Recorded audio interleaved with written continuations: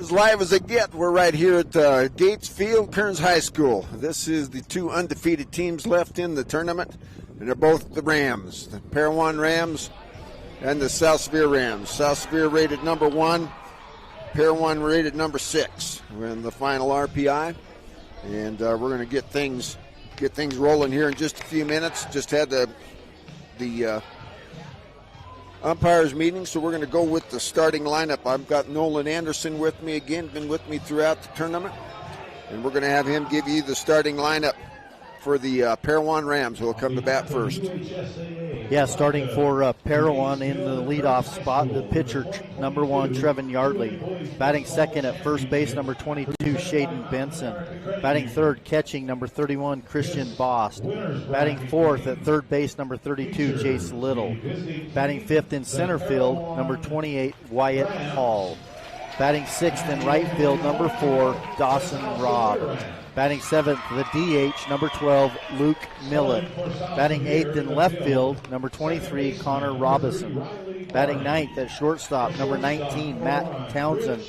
And in the 10 spot, playing second base, being DH for number 13, Porter Jackman. The Parowan Rams, the head coach, Jed Townsend.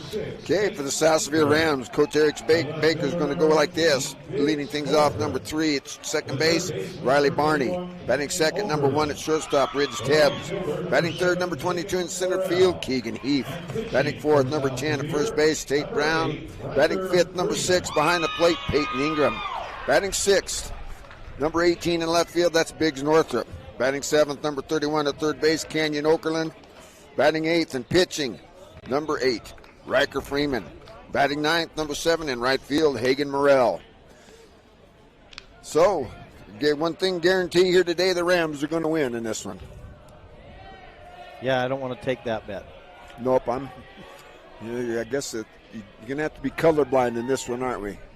You got the Parowan Rams today in their yellow and blue numerals, and South Sevier in white with red numerals. Riker Freeman on the mound. Just a freshman. Doesn't look like a freshman. Doesn't throw like a freshman. Lefty. Going to face Trevin Yardley, Shaden Benson, Christian Bost. They started out the ball game yesterday. Did the Parowan Rams with back-to-back home runs. Trevin Yardley takes ball 1.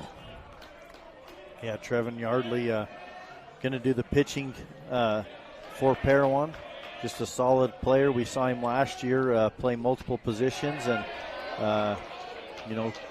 just a really good player. This is going to be a great game. We saw the two winners games yesterday were both really good games. South Sevier coming back from behind, down early 8-0, and coming back and winning that one 11-10 over Kanab, and then Parowan with a dominating performance over the Enterprise Wolves 11-0.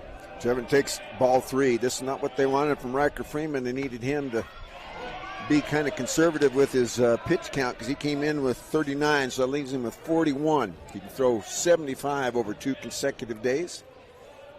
Yeah, they want him just to pound the strike zone and let the defense work behind him. Strike 2. So he battles back. Bring count full. Throw the payoff pitch. Riker Freeman from the left-hander. Facing Trevin Yardley from the right-hand side. There's the payoff pitch. Swing and a miss. Well, nope, fouled it back. Yeah, Peyton Ingram almost was able to snag that one as it was fouled off and then off his glove, but unable to corral that one and make the strikeout with the catch. So we'll do it again. The payoff pitch. Shakes off the signal. Here's the pitch. Swings for the miss. Strikes him out with that heater upstairs. Yeah, just sticks with the fastball and pumps his glove. That's a big out for the freshman. So is Shaden Benson. Big left-hander. First time up yesterday. Put one out over the center field fence out there in the 390 district. Yeah, and this is probably one of the better lefties that Benson's probably faced as far as being on that left side of the plate. There's strike 1. So throws 3 straight balls, comes back now with 4 straight strikes.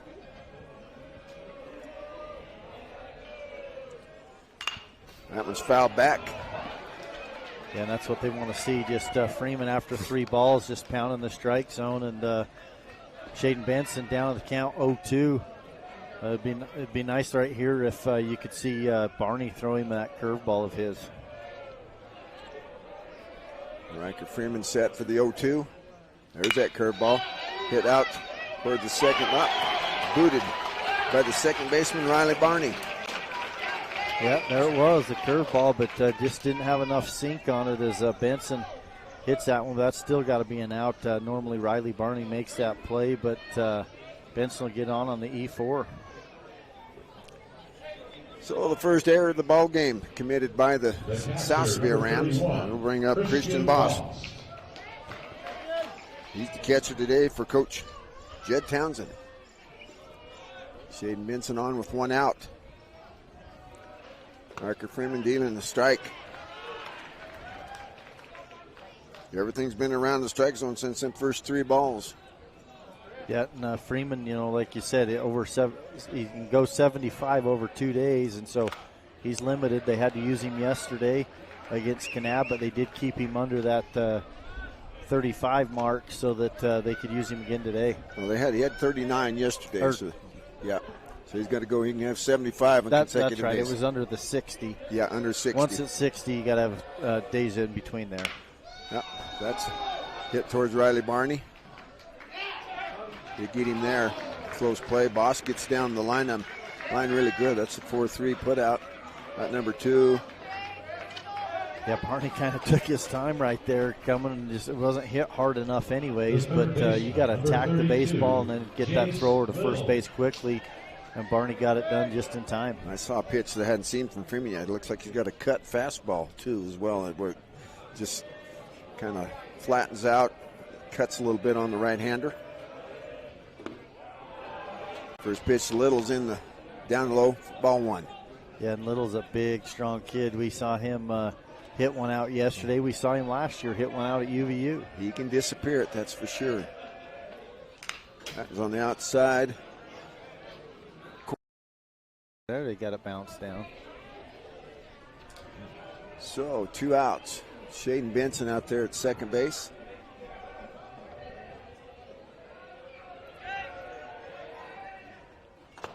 Ooh, Litton's upstairs. Little's thinking about it, but held off. Ball 2. Well, that's not bad. I mean, you don't want to waste pitches and walk a guy, but at the same time, first base is open, so you don't want to totally groove something here to Little. Right there, strike 2. Started that on the inside corner and worked it back with that natural tail on the left-hander. Yeah, and Little's, he recognized it after the fact. That was probably his pitch to hit. That's his wheelhouse, you betcha. Oh, down in the dirt. Benson doesn't go. No, really good stop there from Peyton Ingram that keeps Shaden Benson at second base. As Benson was getting a really good secondary, but Ingram keeps that in front and then pops up out of his stance and picks it up quickly. So full count. Swing and a miss. Strike 3.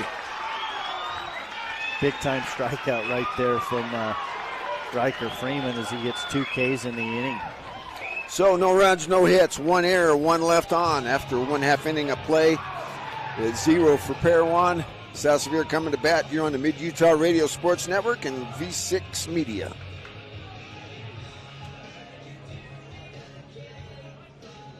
For Parowan in the first, no runs and no hits. 1 South Sevier error, 1 runner left on base.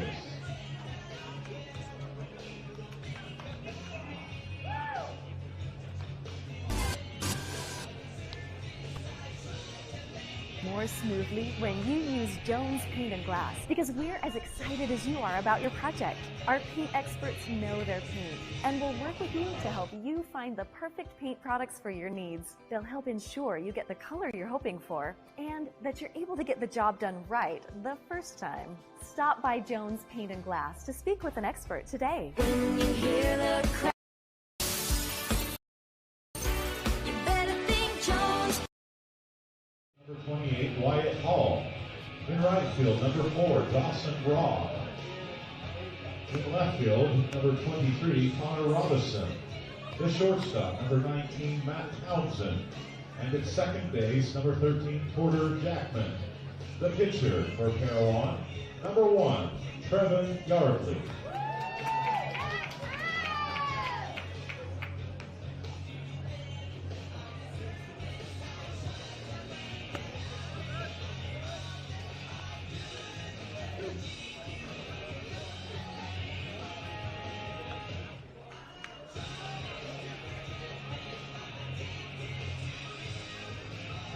The Akers, Nolan Anderson back here. Riker Freeman did what they wanted him to do, shut down the potent top of the lineup for the Parowan Rams.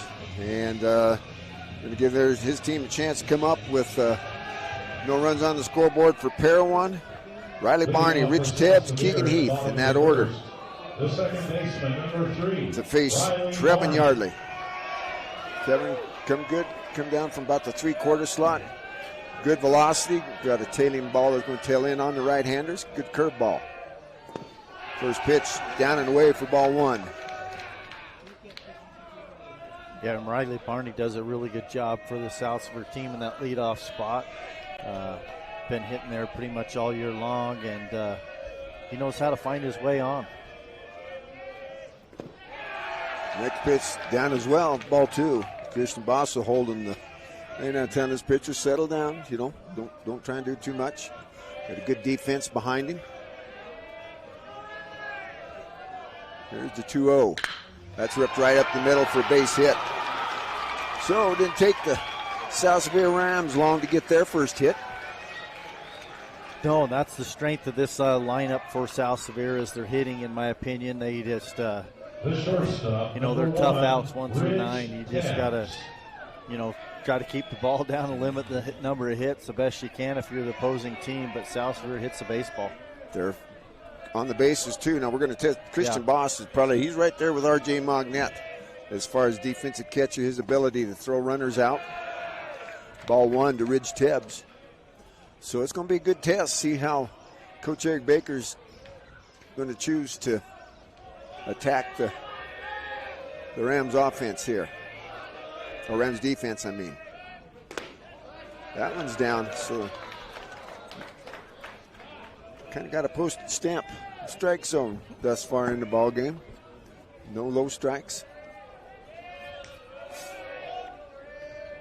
Barney's got a good lead there at first. Not going. Pitch is fouled off to the right-hand side. Yeah, pretty good swing from Ridge Tebbs right there. One of those guys on that 2 spot that he can hit with the runner on in front of him, and he can see pitches as well. So 2 balls, 1 strike. Nobody out. Got a runner on first. Bottom of the second, curveball. Ridge diving out of the way. Self-preservation kicks in on some of them when they start up there around your head and curves in. Yeah, hitters count right here at 3-1 now. Tebbs is going to look for a pitch that he can drive.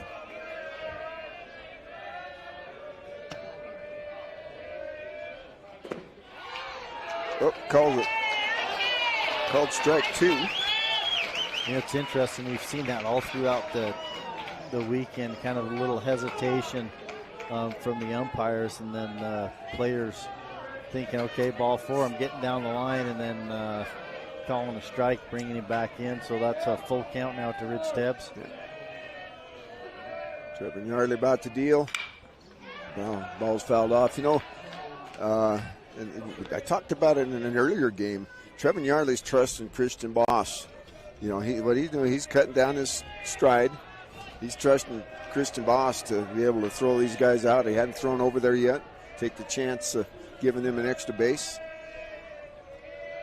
He just quickly set it up, called strike 3. Right, got the curveball again, and Ridge Tebbs doesn't like that one, but umpire says that's strike 3. Well, and that could be, a matter of him taking off on that last pitch. Umpires don't like to be showed up. I mean, it shouldn't matter, but... No, not that the player's trying to. That's why I say the hesitation on that call. If it's an automatic strike 2, the players aren't throwing the bat and hustling down the line. Yeah, you like to hustle out of the player. Well, there's a curveball that's going to be dropped in there in front of the left fielder, and Connor Robinson. Keegan, he starts right off where he left off yesterday, just a base hit machine. Yeah, and he waited on that curveball. First pitch curveball from Trevin Yardley. Keegan Heath just waited on it and lifted it over the infield out there. Two-hopper out there to Robinson. Yeah, and the catcher, Christian Boss, goes out there and talks to Yardley. I don't know if maybe with the runner at second, switching up the signs just a little bit. So Tate Brown with runners at first and second and one out from the left-hand side.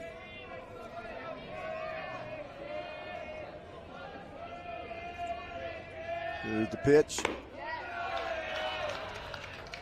Upstairs for ball one. Shaden Benson got the second base, but was stranded there for the Parowan Rams. Now we got he was there with 2 outs. Now we've got 1 out. Rams at first and second. That's the South Sevier version. Here's the pitch. Fouled back right here above us. Yeah, Strike one. Tate Brown had a really good swing at it right there. Just got a little bit underneath that one. Not quite able to square it up exactly the way he wanted to, but that would have been a pitch right there where he could have drove it into a gap and then, seen the speed of these South Sevier Rams on the base pass. So the 1-1 from Yardley. Upstairs for ball two. 2 balls, 1 strike, 1 out, 2 runners on. We're in the bottom of the first inning here at Gates Field at Kearns High School, 2A baseball. We got the undefeated teams left in the tournament. The Rams. That one's hit to the left-hand side. It's fair. That's going to score a run. That might score 2. It's down in the corner. Can't pick up the ball. It is. That's going to score 2 runs. There's the relay. Yeah, Tate Brown couldn't have measured that one any better as he takes that outside pitch. He left-handed batter and takes that outside pitch and drives it down the left field line. Just inside the foul line, and it rolls down into the corner, and the left fielder for Parowan, Connor Robinson, not able to really get it as the carom kind of bounces past him and stand-up double with 2 RBIs. Yeah, the ball kicked over to that concrete fence and then into the gate out there. Hard for Robinson to pick it up. So 2 runs come across. Here's another one. It's in for that May drop in front. They're gonna hold Tate Brown like we talked about in the previous game. Tate Brown's got a bum wheel. So 4 hits. Yeah, and it's not like Trevin Yardley's a slouch out there on the mound. He's a good pitcher in the South Sevier, but like I said, their strength is hitting the baseball. That's going to bring Biggs Northrop to the plate. Kristen Boss out calling the defensive signals. Peyton Ingram out there. I'm not sure of the speed of Peyton Ingram. He's their everyday catcher normally. I don't know if they would give up an out here or a run for an out. If you're going to do it, you can do it early in the ballgame. If he is to go, Christian Boss could have good on that. Stops that one out in front of him for ball 1 to Biggs Northrop. Yeah, and Coach Brown over there coaching third base, holding up Tate on that one. With 2 outs, you might have challenged it and tried to send him, made a perfect throw, but with 1 out, Smart holds him up. Now you got first and third and a chance to get that guy on first base, Peyton Ingram, down to second. Now that's another hit. That's hit to the right field. That's going to score a run. Yeah, and that ball was ripped into right field. Biggs Northrop with the single and the RBI, and right now just Trevin Yardley.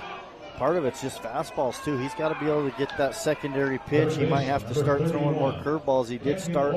He got Rich Tebbs looking on the curveball, but then started off Keegan Heath with the curveball, who that was a single, but then he's pretty much gone back to the fastball. So runners at first and second with 1 out.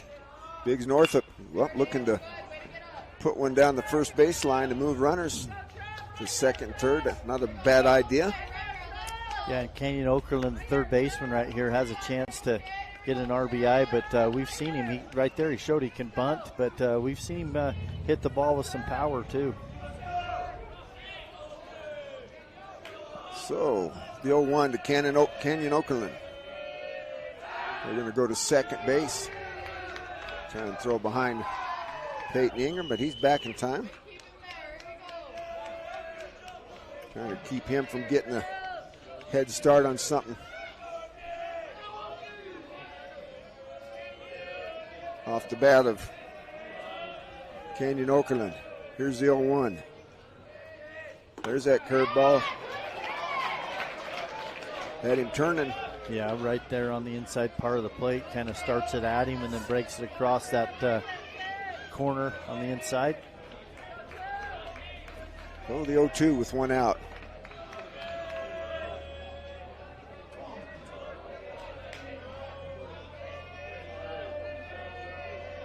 Here's the pitch. There's that curveball again. Going to ring him up. Strike 3.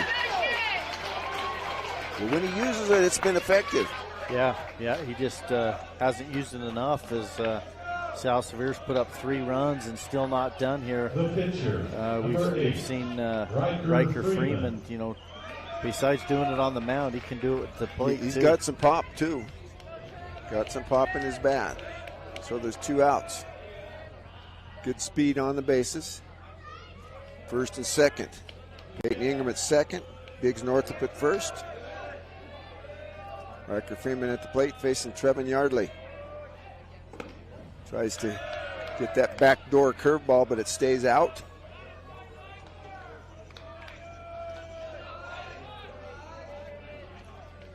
Three runs across for the South Sevier Rams here in the bottom of the first inning. The 1-0. Swing and a miss from Freeman. He had a good swing on that one. Yeah, he really did. That would have been one that, you know, he'd like to see that same pitch again. Remember, he's just a freshman. So the 1-1. On his way. Curveball in the dirt. Nope. Biggs Northup had to hold up. He was headed to second, but Peyton Ingram wasn't going anywhere. That ball just... Boss kept it out in front of him. Talked about, we got 2 good ones here, and the thing got a play ball of some kind down there in the, behind the dugout there down the third baseline. So 2 balls, 1 strike, 2 outs. Rams at first and second. Riker Freeman at the plate facing Trevin Yardley. Here's the pitch, down. Finish my thought, Christian Boss, when we start talking about defensive catchers at 2A. Him and R.J. Magnette are the first 2 that come to mind. 1-2 in my estimation.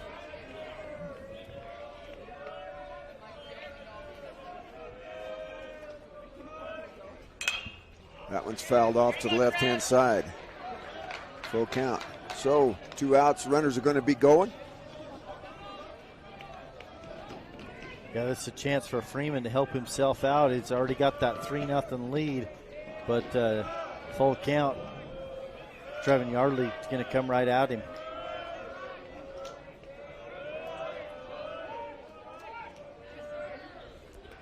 Freeman calls timeout, gets it, steps out, wants to think about it. And you're talking about maybe coming at him with the fastball, but got to keep in mind that curveball. Don't get ahead of yourself. Pick up the spin on that pitch first thing. Fastball drilled. Nope, it's up. Shortstop coming around. They lucked out there. Matt Townsend coming around behind on the P6 for out number 3. But the Rams come up with 3 runs. They do so on 5 hits. There were no errors in the inning, and there were 2 runners left on base. So after 1 complete, it's 3-0. South Sevier Rams will be back on.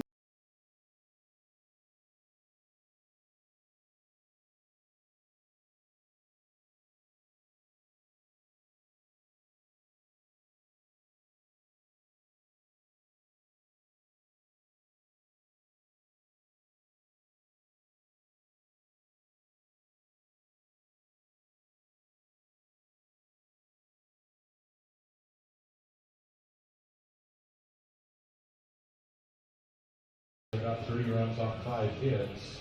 No Parowan errors. 2 runners left on.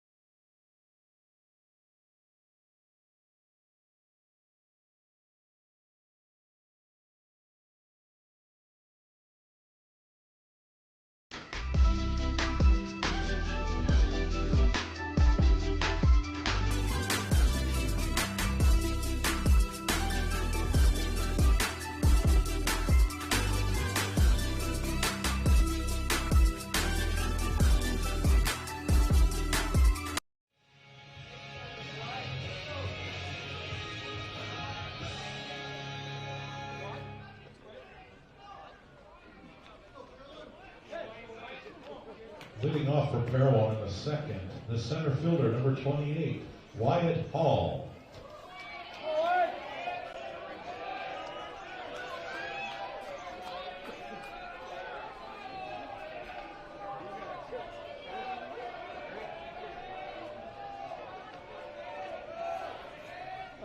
First pitch is in the dirt. Ball 1 to Wyatt Hall. Got 19 pitches in that first one, so that gives him about 21 pitches left. 20 now. Next pitch fouled off. We talked about that 75 pitch rule over 2 consecutive days. He threw 39 yesterday, so comes in with 41 available. Used 19 in that first inning. So it's 1-1 count. Pitch, curveball. That's ripped. That didn't fool Wyatt Hall. One hop. Diggs Northup's got it in left field. But the Parowan Rams come up with their first hit. They get their leadoff runner on here in the second inning. The right fielder, number 4, Dawson Robb. So Dawson Robb's coming to the plate. They use the number in the armband system here, do the Parowan Rams. Looks up, they got him in the rundown. Yeah, they got him. Yeah, really good move right there. Is I think he just got frozen out there, I think, and then Freeman picked him. I don't think he was even ready for it. Coach Townsend's not happy with it. Not even going to look at him. He's just frustrated that he got picked. And that's their first look at his pickoff move, and it. Yeah. Don't know if they know any more now than they did when they started. No. So, first one wasn't a very good experience. Next pitch, strike 1. Well, and really the thing about it is he just comes set and then bang right to first base. And like I say, I think he just got caught, like feet in cement. Didn't know what to do or couldn't strike move. 2. They had a talk with Freeman before this inning and say, hey, here's what you got. Get out there and let your defense work with a 3-run lead. You're not having to work with that potent part of the offense, although they're potent pretty good to it, but not like that top 4. Which he don't have to work through 3 had it not been for an error on Riley Barney. Yeah. And Shaden Benson's hit. Oh, that was close. Freeman wanted that. He's looking into the dugout there. He's wondering. 2-2. That one's up. That's going to fall. So another hit. Dawson Robb didn't do much with it, but took the curveball and just went to left field with it. Yeah, almost the same thing as Wyatt Hall. Wyatt Hall hit The his. designated hitter, number 12. Obviously a little better than Dawson Robb right there, but he got just enough, put the ball in play, and let it find some grass out and there. they're seeing the curveball. I think let's come with that hard one right there. Strike 1. Yeah, you're right. There's a time to use the curveball, and then there's time not to. And right there, really no need to. Just challenge them with the fastball till they prove they can hit the fastball. Then you start mixing it up on them. Yeah, both hits have come off of the curveball. Yeah, see there he used strike 2. Just threw that one by Millett. Yeah, you got that. He's got kind of the riding fastball is going in. It's going to tail from the right-handers. Got some good zip on it. So 0-2. Yeah, look, Millett wanted Coach Townsend down there at third base to run through the signs again. Strike 2. That's a cut fastball right there that got him. Yeah.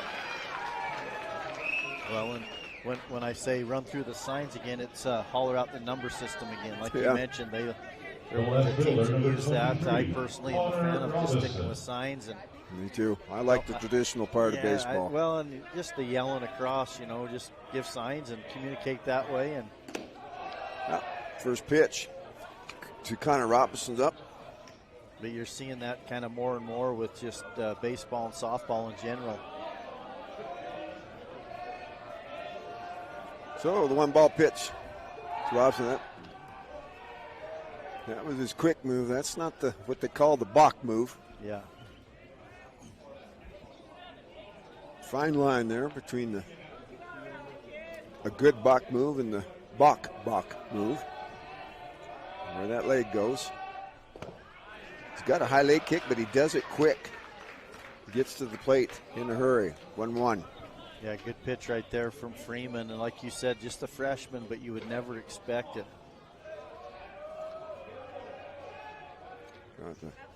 Might have got some blood as he slid back into. Yeah. Band-aid or something from his elbow. I think slide blood back time. in. He kind of just got scuffed up. Start the clock. We got blood time. Yeah, we got blood. The base runner there at first. He dove back head first and, scuffed his elbow there on the dirt. Sometimes the dirt can be a little bit abrasive right there. And Dawson Robb, we're having I trouble think he was finding. showing the coach, too, after the first time. But then that second time, getting back in, Parowan getting the old training bag out, and they'll just run some pre-wrap and tape around it, I guess. Yeah, going to come to the dugout for some treatment. Well, we got a second while we have a look at from the V6 Media sponsors. Gateway Sinclair, locally owned and operated, has served Duchesne for 22 years. Stop by for a car, truck wash, Subway sandwich, hot stuff pizza, and lots of delicious snacks. They also have a free RV dump, clean bathrooms, and the friendliest staff around. Jones Paint and Glass has high-quality paint brands, including designer favorite Benjamin Moore at affordable prices. Visit their design experts in Vernal or Roosevelt to find the right color and paint for your next project. Larson Haslam Dental in Roosevelt has the latest dental technology and offers same-day crowns. Dr. Jake Richardson is accepting new patients. Call 722-0101 to schedule your next appointment. Coverage today is sponsored in part by State Representative Christine Watkins. She's a strong rural advocate for oil and gas, small business, education, and the Second Amendment. Uinta Basin Healthcare's mission is caring for our communities through access to compassionate, quality health care and investing in those we serve.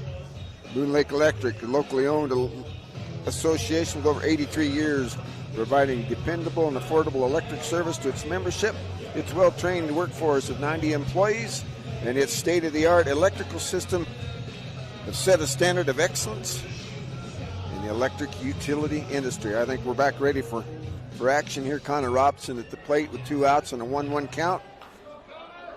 Riker Freeman ready to deal. Here's the pitch. That riding fastball stays up for ball 2. Yeah, when Freeman's good is when he's getting that ball down in the zone and just really pounding it knees and corners. And that one he kind of lifted a little bit up in the zone, belt high. There's a fastball on the outside corner for strike 2. Yeah, and right here, no reason to even change speeds. Stick with the fastball. Yep. You've got the number 8 hitter in the lineup up there. Go at him. There's the pitch. There it is. Got him. Strike 3. Just sticks with the fastball and blows it right past Robinson. Yep, third strikeout.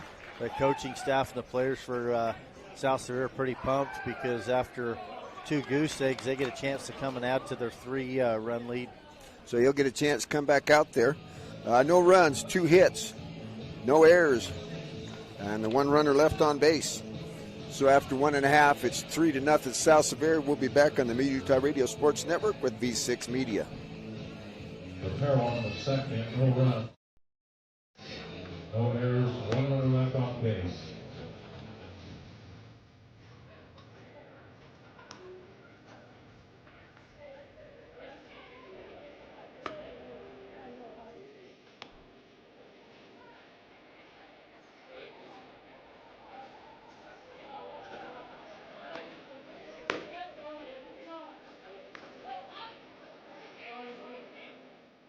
At V6 Media, we specialize in helping businesses tell their stories with powerful and engaging video.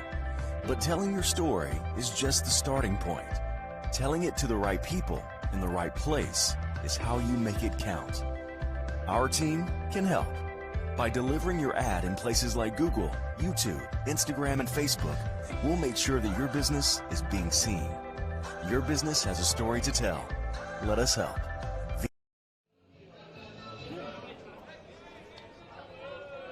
Leading off for South Sevier in the second, the right fielder number 7, Hagen Burrell.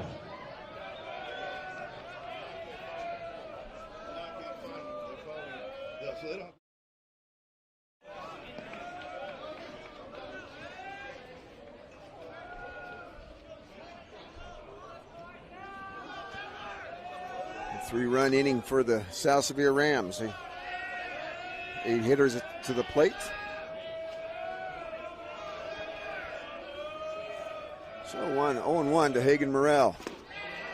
Down and in, ball 1. Yeah, Morrell, the right fielder. He's the only senior on this team, batting from the left-hand side. He's just like another leadoff, though, but he has some pop, too, in his bat. And that's one that slapped the left side. The ball was on the outside portion of the plate, and he just went that way with it. Yeah, that's the one thing with this South Sevier team is they do a really good job of hitting the ball where it's pitched, and that's why already six hits, and we're just barely into the top of the bottom half of the second inning. So Riley Barney comes up after he had a single and scored the first run back in the first.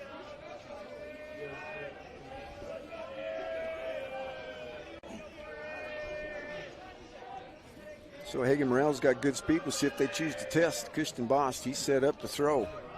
He's going, and that ball gets away from him. Yeah, he's another one of those kids with a lot of speed. We've seen some speed on the base pass earlier today and even yesterday, but Hagen Morrell's one of those. He runs a lot of fly balls down out there in right field and gets to balls that normally most people wouldn't. So 1 ball to Riley Barney, runner on second. Garber looks him back. Here's the pitch. Her ball stays up.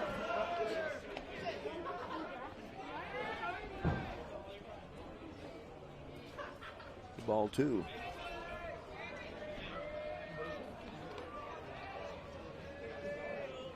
So the 0-2 or the 2-0, I should say, coming to Riley Barney from Trevin Yardley. It's on its way. Nope. The umpire says nope, it's inside. Ball 3. Yeah, Yardley was kind of putting out his hand like what's going on, but Barney has every right to be right on the. He's there as close as he can be, ain't he? And still be legal. He knew it. Called strike. Automatic. Yeah, 3-1. Something 3-0 between the stripes on the batter's boxes is more than likely going to get you a called strike. Yeah, Boss is going to go out there and talk to Yardley again, but at the same time, Riley Barney's got to be sitting on one pitch in one zone looking for his favorite pitch to hit right here on this 3-1 count, and if he doesn't get it, then turn around, look for it on full count. So the 3-1 pitch.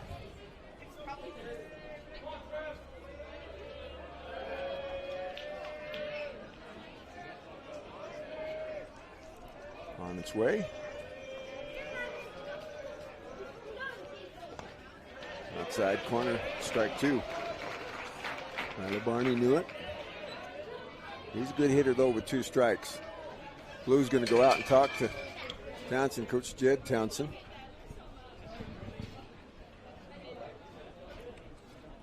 Yeah, and I think they're just trying to let him know where they're at pitch count-wise and try to keep track of things, but,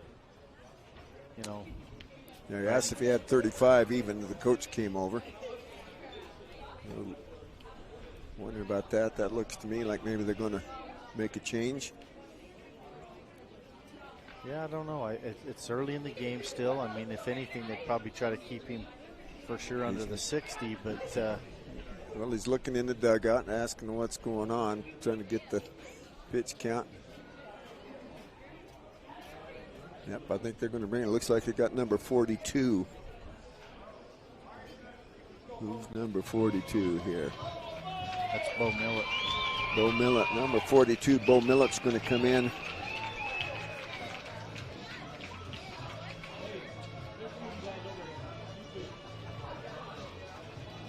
So, was that a straight change?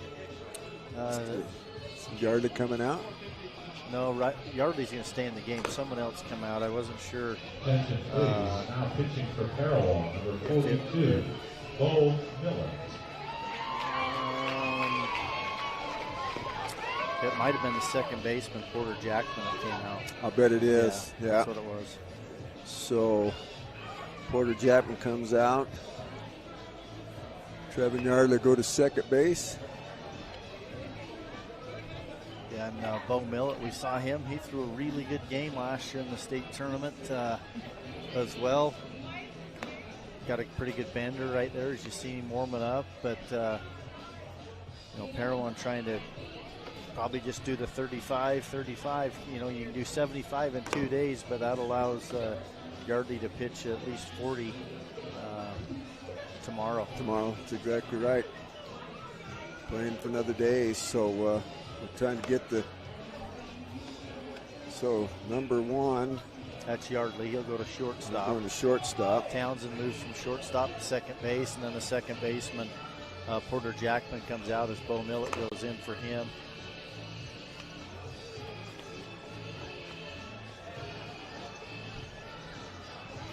Okay, so the new pitch is going to be Bo Millett. Yardley goes from pitcher to shortstop. Matt Townsend goes from shortstop to second base. I think we're up to date. So Bo Millett will face Ridge Tebbs. Yeah, Bo Millett will get a chance to see what these South Sevier hitters are made of, and they've knocked a lot of pitchers out throughout the course of this year as they've been at the top of the RPI and pretty much stayed there, finishing number 1 overall.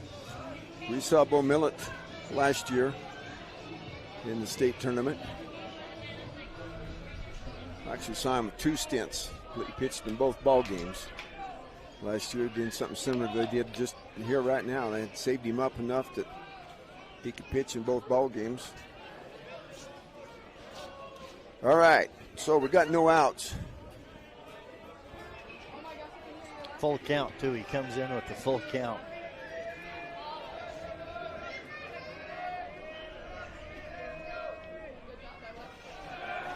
And the ball's in the dirt. Ghost tries to go to third base. Nope.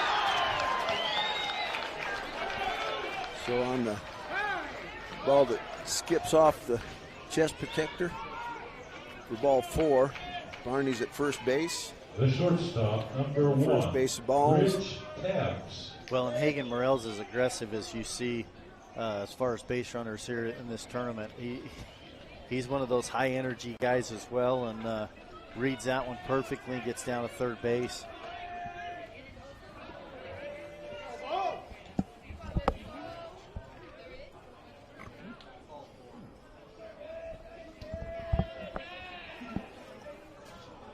So, Ridge Tebbs didn't like how long Millett was taking. He steps out. Ridge struck out looking his first time up. Going to try and redeem himself here. His first look at Bo Millett. Millett looking hard at Barney there at first base. Looks to third.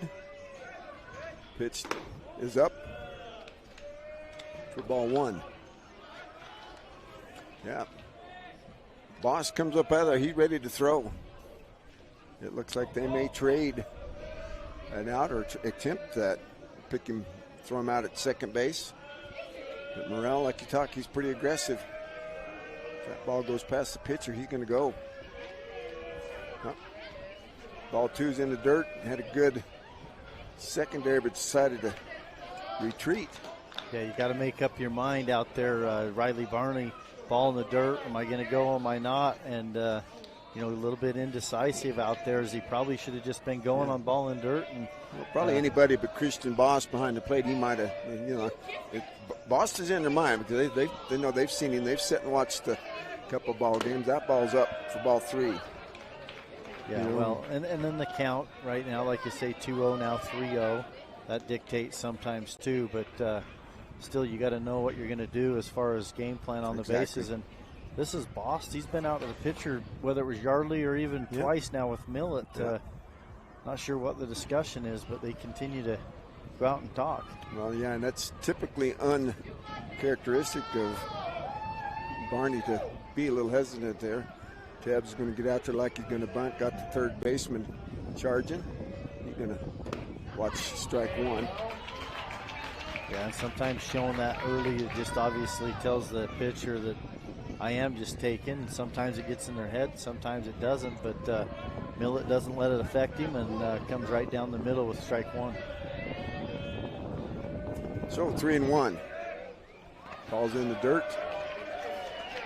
So all the other stuff we talked about is irrelevant for the base on balls. Second base on balls in the game. First for Bo Millett.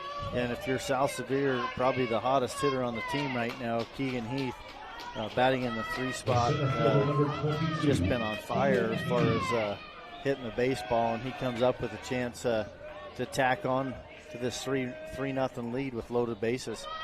And he's got the pop in his bat that he could make one disappear as well. Millett from the full windup. Here's the pitch. Curveball. Stays up. So he gets Keegan Heath gets a free look at the curveball from Bo Millett, the one that stays up.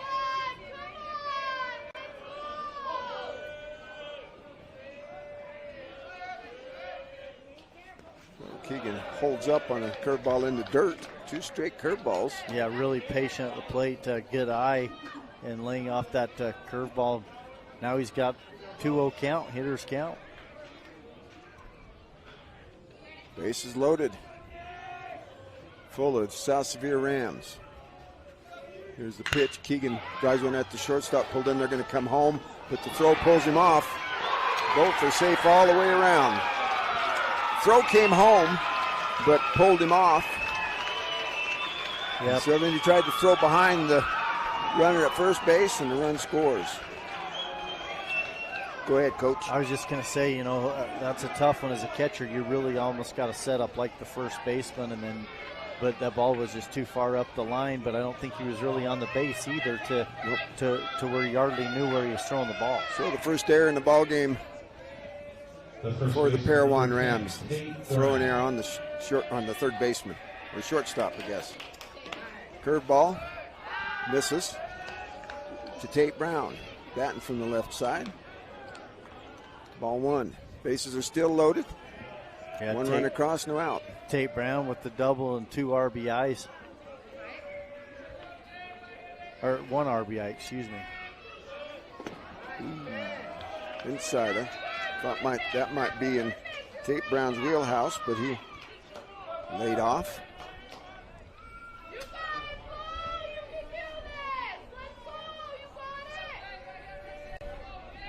Here's the 2-0 pitch to Tate Brown.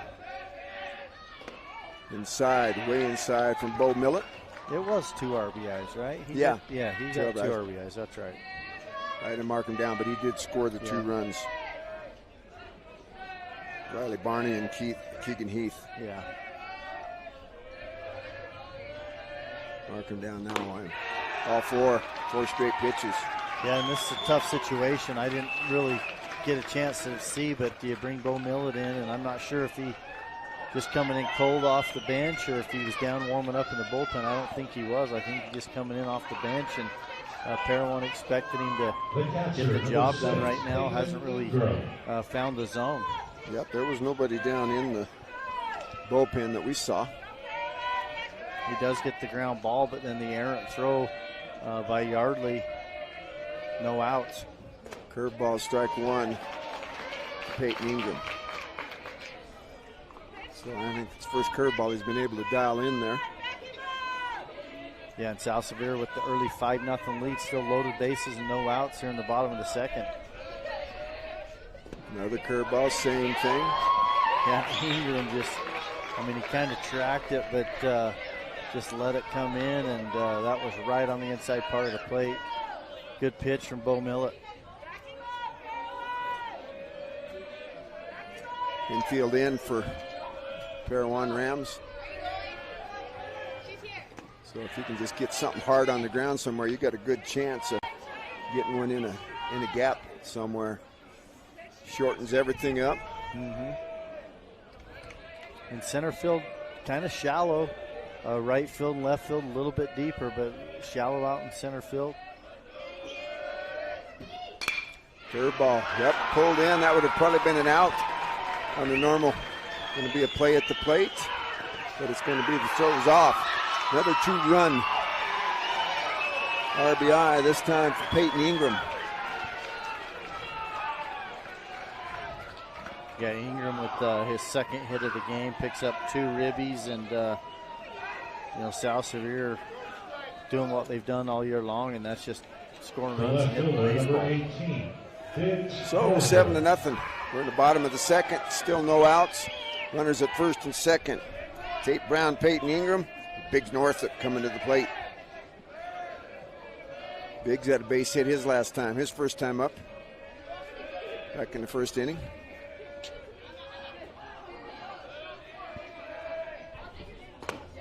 Takes one up and in for ball 1.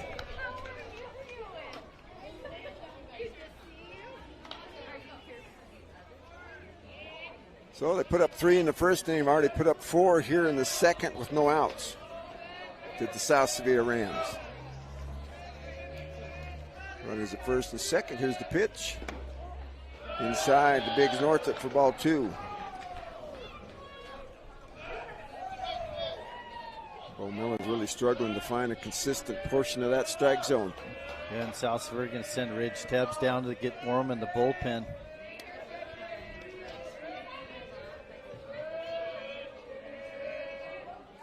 That's good. That's a good plan, because then when they bring him in, because I'm pretty sure he's going to have to bring him in at some portion of this next inning. If they don't start him, then he's not coming in cold. Well, the other thing too, though, you could start him fresh with the inning, and then you just save pitches for Freeman for tomorrow. Or he could come in and face one more batter, maybe a Shaden Benson, something like that, in a tough situation later in the ball game. Exactly right.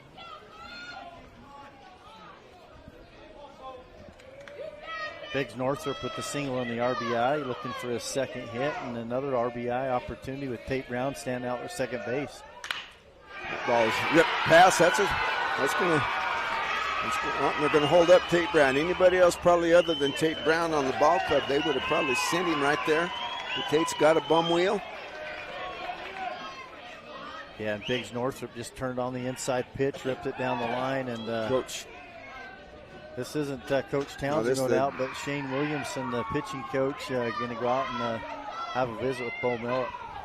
Let's stay here. We'll get another shout out to some of the V6 media sponsors. Gateway St. Clair is a locally owned and operated and has served Duchesne for 22 years. Stop by for a car or truck wash, Subway sandwich, hot stuff pizza, and lots of delicious snacks. They also have a free RV dump, clean bathrooms, and the friendliest staff around. So if you're in the Uinta Basin, go out there and check them out. Jones Paint and Glass has high-quality paint brands, including designer favorite Benjamin Moore at affordable prices. Visit their design experts in Vernal or Roosevelt to find the right color and paint for your next project. So the pitching coach is going to come back. We'll make a quick return to action here. No outs. Bases full of Rams. That's the way it's been most of this inning. 4 runs across. Canyon Okerlund at the plate. Struck out looking. His first down up. That was against Trevin Yardley. Facing Bo Millet now. Millet steps off. Everybody gets back. Tate Brown at third. Peyton Ingram at second. Biggs Northup at first. So ball 1 upstairs.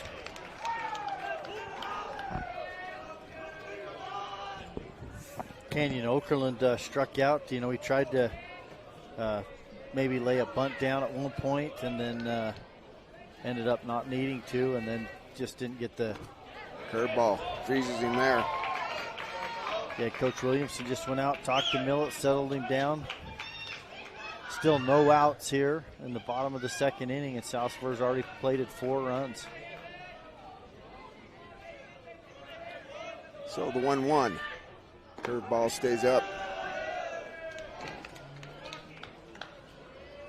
Tough situation for Bo Millet to come in when he did, with already a full count on the man he was facing, and, Well, with South Sevier already, the momentum, Yardley struggling against them. They were just just pounding him, and then Millett comes in, and it's continued with the South Sevier lineup. Strike 2 gets to that outside corner. Okerlund steps out. Looks at coach, third base, steps back in. 2-2.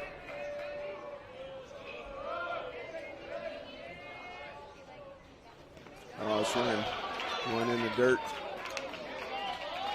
Yeah, Okerlund's second strikeout. He's upset with himself, but good looking curveball that time for Millett. Drops it down, and Christian Boss doing a nice job keeping it front, but with first base occupied and less than 2 outs, the batter's out, so that brings up Riker Freeman, the pitcher. Yep, the 9th batter in the inning. Riker Freeman. He popped up to the shortstop his first time up, just missed one on that outside portion. That's where he was looking, to that left side. Millett steps out, so does Riker Freeman. Yeah, Millett throwing out of the windup now. Freeman steps back in and looks like we're ready to go. There's a pitch from Millett. Fastball stays up. Boss going out again. They must be struggling with signs today, just trying to figure things out. Big smile on Millett's face. Maybe just a little encouragement there, and go out and tell him a joke. Yeah. Relax, settling down a little bit.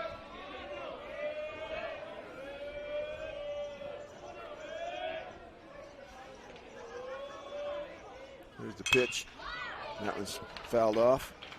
Tell him going out and tell a joke. I got to get down on our UHSAA assistant director here, Brendan Jackson. Probably went out and said, "Hey, UHSAA here's we're safe. We're protected." He got a big laugh out of that, too.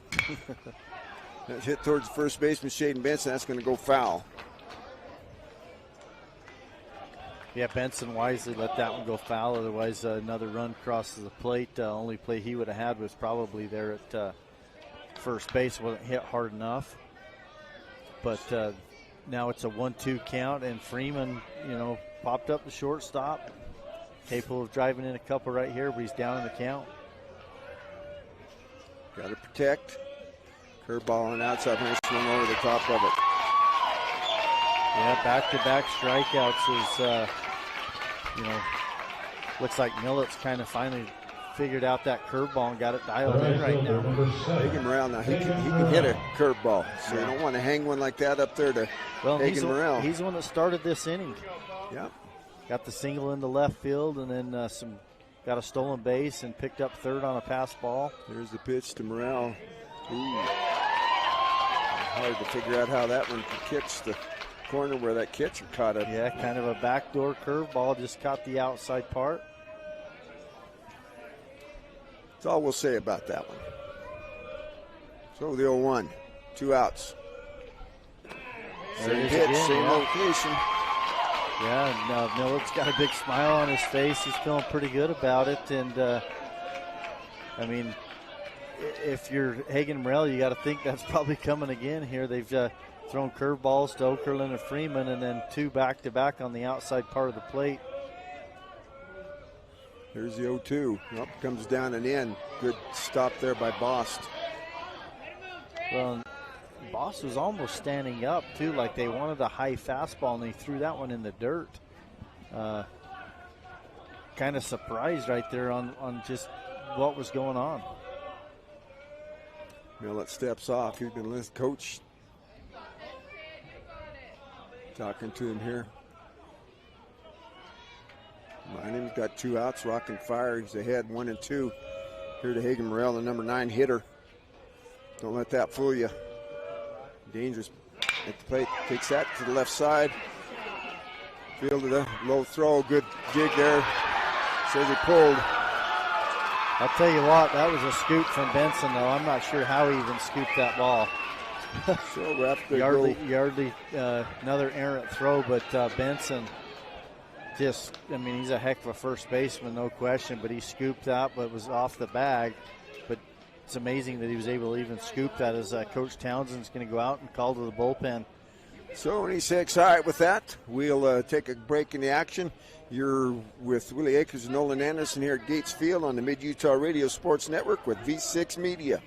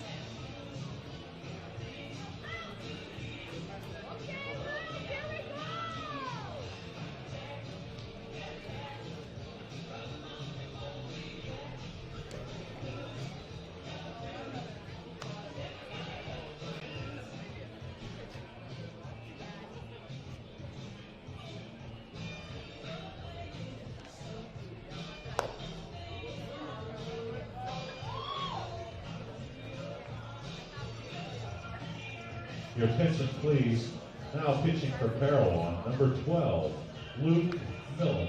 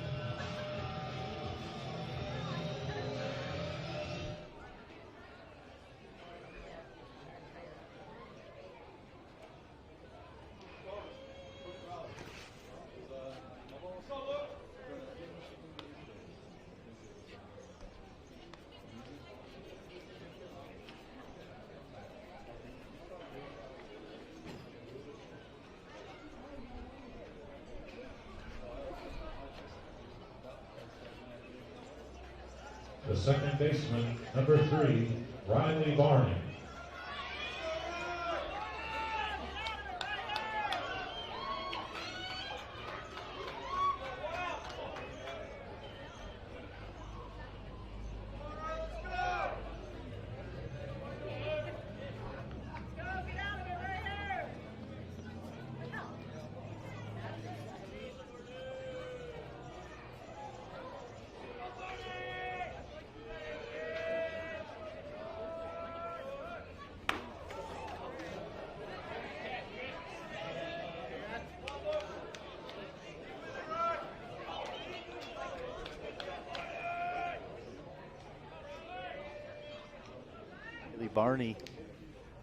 Riley Barney, a right-handed batter, and first pitch behind him. And I got to see the tailing action on the Luke Millett pitch firsthand, coming right at me.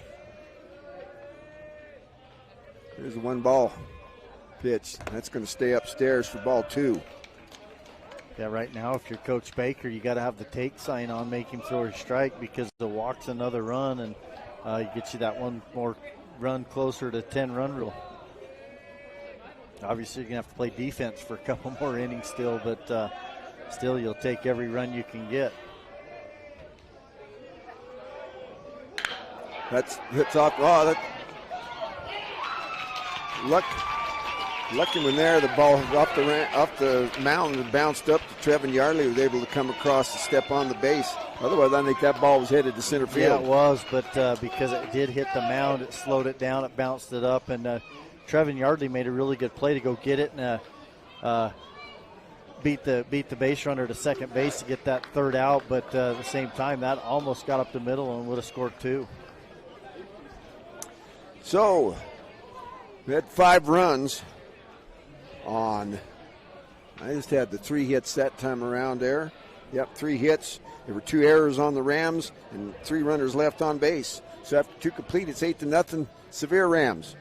South Sevier Rams. We'll be back on the Mid-Utah Radio Sports Network with V6 Media. 2 Parowan errors, 3 runners left on base.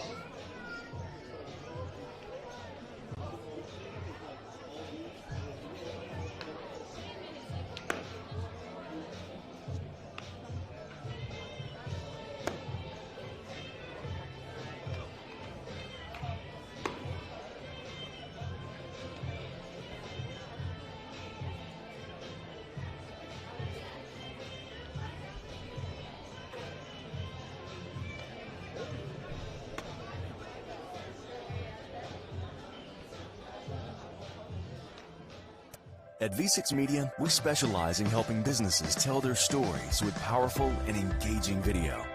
But telling your story is just the starting point. Telling it to the right people in the right place is how you make it count. Our team can help by delivering your ad in places like Google, YouTube, Instagram, and Facebook. We'll make sure that your business is being seen. Your business has a story to tell. Let us help.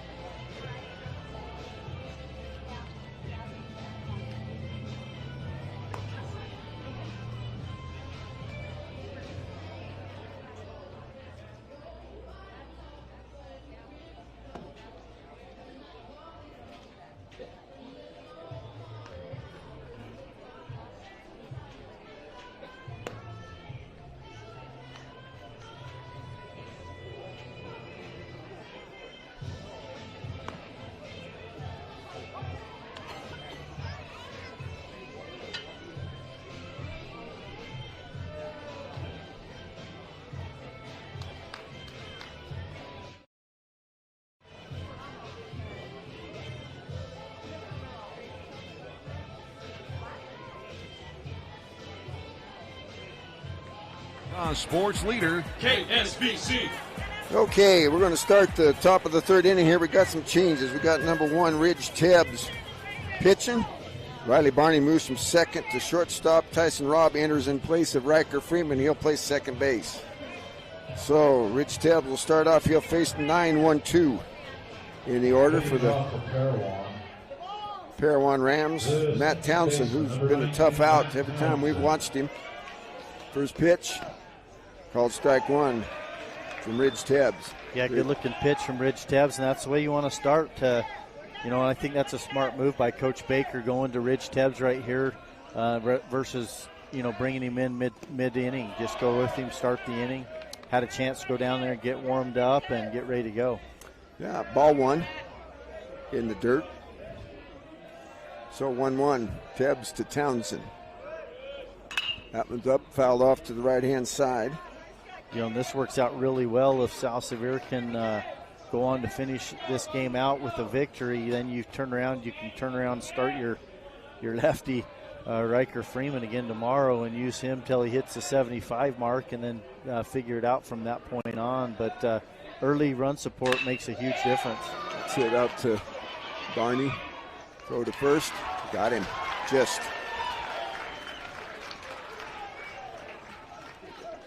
Yeah, really good play right there. Riley Barney with the backhand.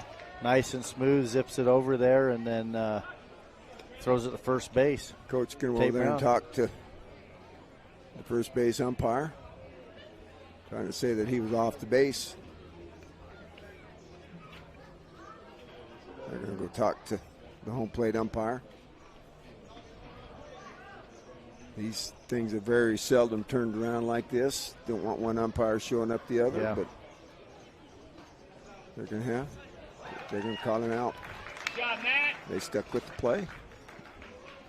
So the 6-3 put out. It's out number 1. If you're Coach Townsend too, you got to do that. First base coach, Coach Gardley down there at first base. Felt felt like he was off the bag, and so Townsend went and checked that he didn't get totally upset. So, well, your fans and your players want that too. They want that out of you.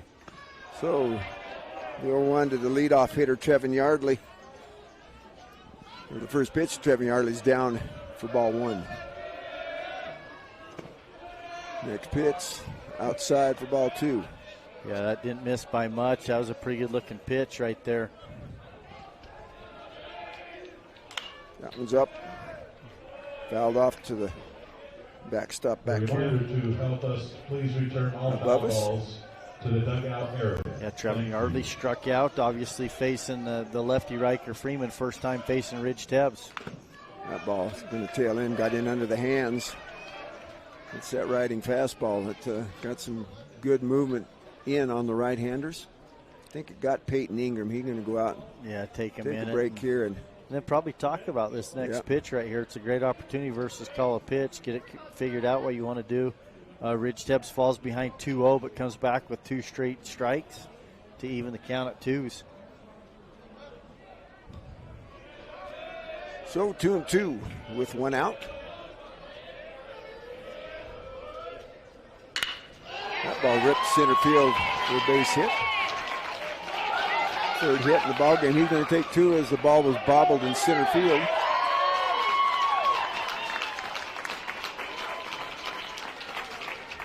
Yeah, that ball was kind of up in the zone, and Yardley with 2 strikes says, I can hit that, drives it into center field, and then a little bit of a bobble out there by Heath, and then Yardley turns on the wheels, slides in safely at second base. First baseman number 22, Shaden Benson. So another error. Brings up Shaden Benson.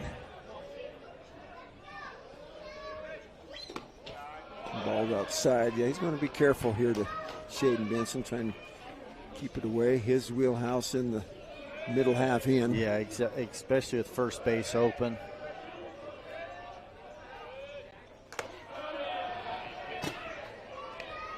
Ball 2.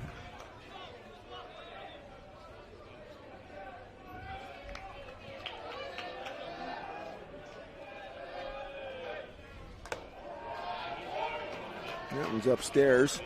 Yeah, and that one was a pretty good pitch when you consider you got Benson standing there 6'7". That's a pretty good pitch right there from Ridge Tebbs, but ball 3. Ball 4. So the first base on balls given up by the pitching staff of the Sevier Rams. The catcher, number 31, Christian Boss. Yeah, that's going to bring up Christian Boss. He grounded out to second base his last time up. Parowan with runners here now at first and second. 1 out. Ridge Tebbs trying to go right after Christian Boss here and get his second out. First pitch to Boss. Now it's going to get him in the back. So the hit by pitch is going to load it up. First hit by pitch. It's Tebbs. Freeman's going to go out and talk to him. Pitching coach is going to come out and talk to him. Well, we got a little break in the action. We're going to see if we can get another word on the. Well, this is smart. Just go out there and say, hey, we got an 8-run lead, 1 out. Let's just settle in. Larson Haslam Dental in Roosevelt has the latest dental technology and offers same-day crowns. Dr. Jake Richardson is accepting new patients. Call 722-0101 to schedule your appointment. The coverage today is sponsored in part by State Representative Christine Watkins. She's a strong rural advocate of oil and gas, small businesses, education, and the Second Amendment. So, Jason Little, you got the bases loaded. This ain't the man you want to see up there. There's 2 of them in the lineup. This is number 2, Shaden Benson, the other one. But he's going to see him with 1 out. Here's the first pitch right there, strike 1. Yeah, you got to like the competitiveness of Ridge Tebbs, who just says, that's fine, I'm going to go right at you. Comes back, fire and strike 1. Strike 2, fouled off to the right-hand side. Keeping him away. You pitch him away. That's where you want to pitch him away. Make him get out of his comfort zone, have to take something the opposite way. He likes that pitch, like say in the middle half. Well, I think Ridge Tebbs is more comfortable out of the windup too. That's a curveball. That's ripped. That's going to get all the way to the wall. That's going to score at least 2. That's going to 3 because he bobbled it.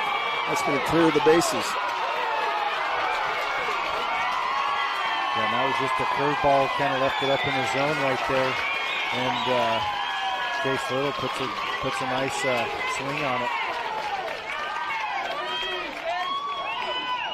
Yeah, they have trouble. It looks like people have been having trouble today getting the ball out of underneath the fence out there. They've got the, I don't know what that is, if that's woodbine or whatever that's growing on the fence out there. Center fielder, number 28, Wyatt Hall. So that brings up Wyatt Hall. Yeah, Wyatt Hall had the first hit of the game for Parowan and then was picked off of first base. They just hit him.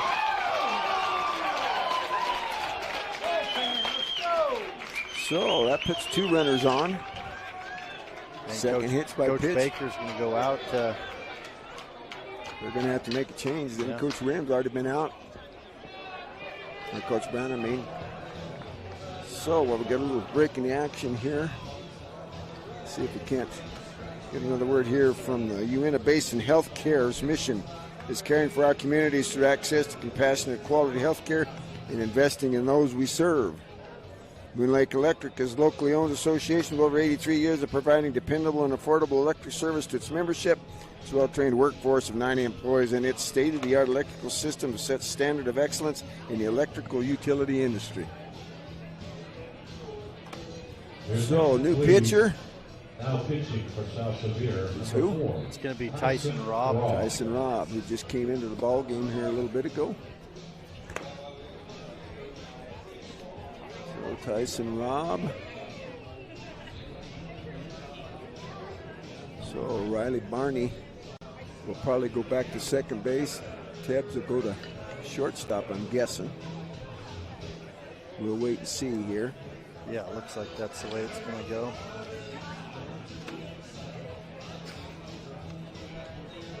And Tyson Robb actually came into the game when they pulled out Riker Freeman, so just allows him to bump over from second base into pitcher.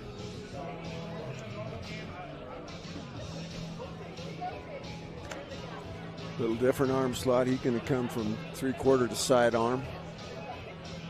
Curveball's going to go about 9 to 5. So we got Dawson Robb facing Tyson Robb with 1 out. 3 runs across in the inning. 2 runners on. First pitch from Tyson Robb to Dawson Robb. Fouled off to the right-hand side. Going after him first pitch. That's what you want to see, you know, challenge the hitters. Dawson Robb right there got a good swing on it, but fouled it straight back, and he got a single over into short left field his first time up. Kind of one of those little pop-ups into left, but it was just not far enough for the left fielder to get to it. Nick pitches up. He dropped down a little more sidearm on that one, did he? Show a little different arm angle. Ball stayed up. Got a riding fastball. It's going to tail in on the right-handers. You ready to go? 1-1 pitch. Oh, another hit by pitcher. That's 3 this inning. It's going to load the bases. Yeah, and it's not like they're trying to get hit by any stretch of the imagination. The ball's just kind of riding in on them, and you know, just Parowan just turning and getting hit right square in the back on that one. I don't know where he could go to get out of that. He couldn't. Ducker's going to get you in the butt. That's going to bring up Luke Millett. He struck out his first time up.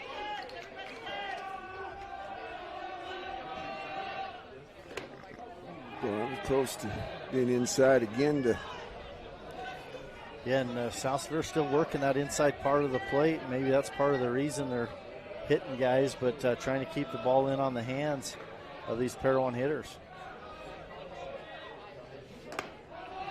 Another one up and in. Well, two walks a run here.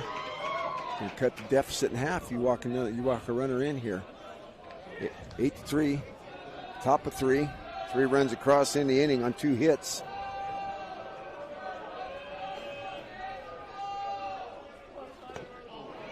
That was a good pitch from Rob right there, just right in under the hands, and Millett swings over the top of it. But I think obviously the game plan is don't get anything out over the plate where they can extend their hands and drive the baseball, but at the same time you don't want to keep hitting batters. Up, swing and miss, even things up, yeah. No defense for the base on balls we talked about. No, and Rich Tebbs looked really good out there on the mound. He was comfortable. Rob, same thing, just sometimes that's the way it goes. South Sevier's getting the bullpen warmed up too still, just in case they need to go to him. 2-2, fouled off. They stay alive. Be the 6th pitch in the at-bat for Luke Millett. 8-3. 8 runs, 8 hits, 3 errors for the South Severe Rams, 3, 4, and 1 for the Parowan Rams. Here's the pitch. Peyton Ingram held it right there, trying to make sure that the umpire got a good look at it, but just a little up in the zone, which he hasn't called it. We mentioned even when Benson was up, being 6-7, his ball was kind of top of the zone, but they weren't calling it. So the payoff pitch fouled off to the third base side. Fritz Townsend going to track that one down. So 2 foul balls after the 2-strike count. Quality at bat here for Luke Millett, regardless of what happens. Right here, heating up a lot of pitches. Tyson Robb. Here's the payoff pitch again. Oh, in the dirt. It's going to score 1.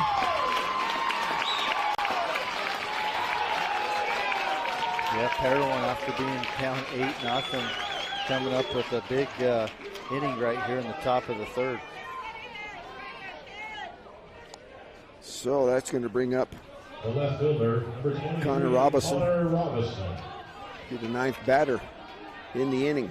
Yeah, and right now with 2 walks, 3 hit batters, a single and a double. Ball outside for ball 1. Yeah, the wheels have kind of come apart here. They come off the wagon for the South Severe Rams. Parowan's cut the deficit in half this inning with 4 runs. 1 ball pitch. That Robinson calls for a timeout. They finally got the word to Tyson Robb out there. Yeah, still only 1 out too, Willie. South Severe looking to get that 2nd out. This all happened with 1 out. First batter out 6-3 with Matt Townsend. Nothing's happened good for South Severe since then. There's a strike. Well, we saw this yesterday. South Severe gets down early to Kanab 8-0, right? Mm-hmm. And then came storming back, and right now Parowan down early 8-0, and they're storming back.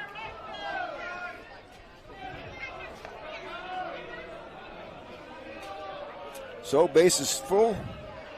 1-1, 1 out. Robinson at the plate. Fakes the bunt. Gonna get him at home plate. The suicide squeeze went on. Robinson couldn't get the ball down. So out number 2 at the plate. Runners do move up. Yeah, that was just a curveball, and there's really not much Robinson can do on that one. That's one of those you try to pick a pitch that it's going to work on, and that time South Severe had a better pitch for that particular call than what Parowan had on. Well, that ball gets by Ingram. He's going to do a play at the plate, but he's safe. So they couldn't get it with the squeeze. They get it with the wild pitch. Evens the count at 2-2. They got 2 outs on the scoreboard now.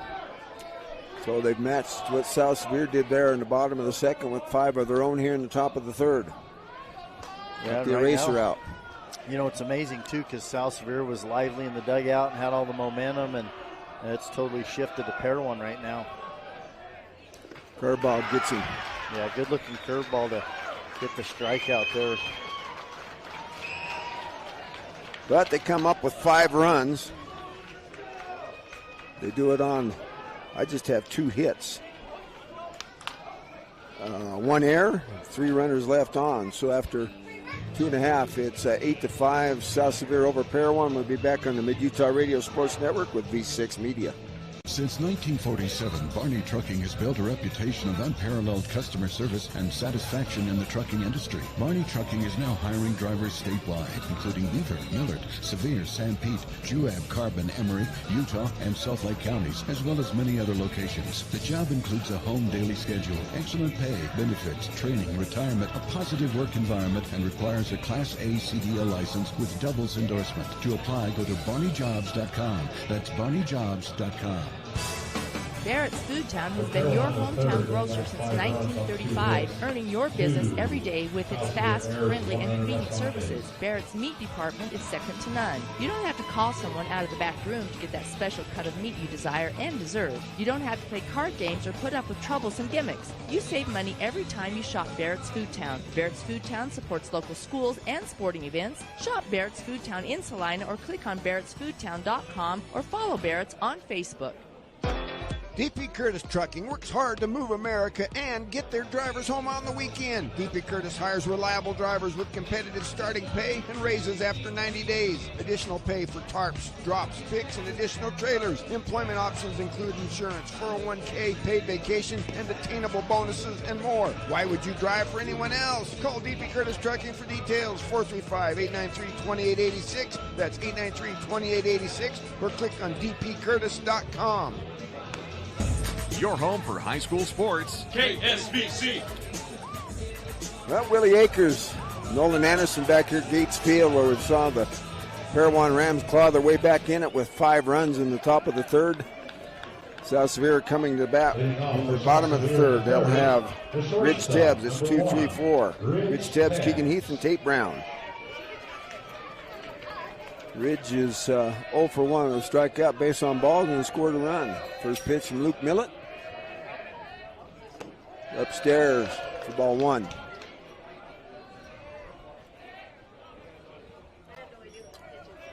So I don't think there's really a reason to panic. The South Sevier's forte is scoring runs.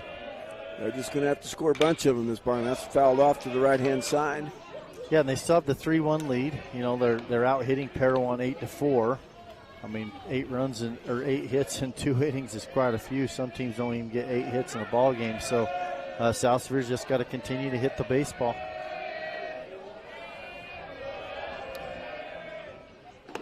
And they're not facing an overpowering pitcher. No, he's got a little bit different delivery. Kind of even after his body's kind of flailing all over out there, even after he does deliver the pitch, but you just got to focus on the baseball, not worry about the delivery. Oh, that's, couldn't see where that was hit to the right to the pitcher. He got a one-hopper, gloved it and flipped it to first base for the out. So the G1. Center fielder number 22. Yeah, I was blocked out by the home plate umpire. Couldn't see what happened there on that one. So 1 out. That'll bring up Keegan Heath. He's been on twice. Fielder's choice and a base hit. Scored 2 runs. Swing and miss it. One that's up in the strike zone. Yeah, that's where South Sevier is going to hurt themselves. We saw that early on yesterday with Kanab chasing that high pitch. Now, Leon can't get too anxious. Do have still a 3-run lead. Well, and right there, Heath had a chance to wear one. I understand you don't want to be hit by the pitch, but that's the difference with Parowan is they just stood in there and took them. Badge of honor for the Parowan Rams here, and they've got plenty of badges today.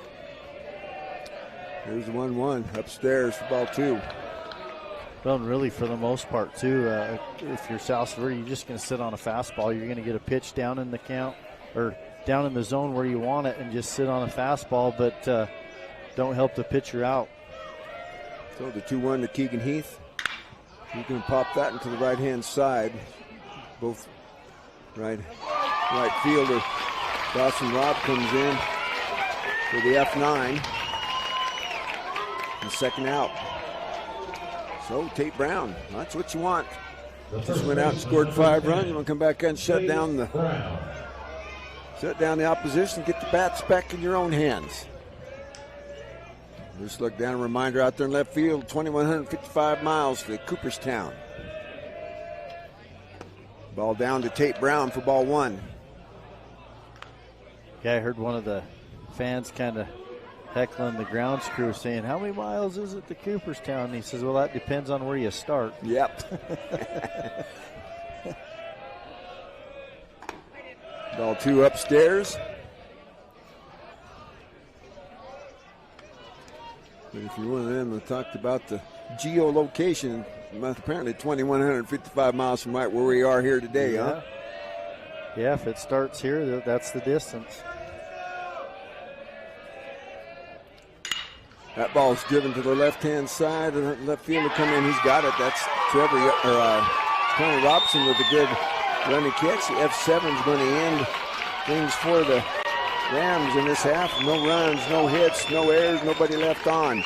After 2 complete, it's 8-5. South Sevier will be back on the Mid-Utah Radio Sports Network with V6 Media.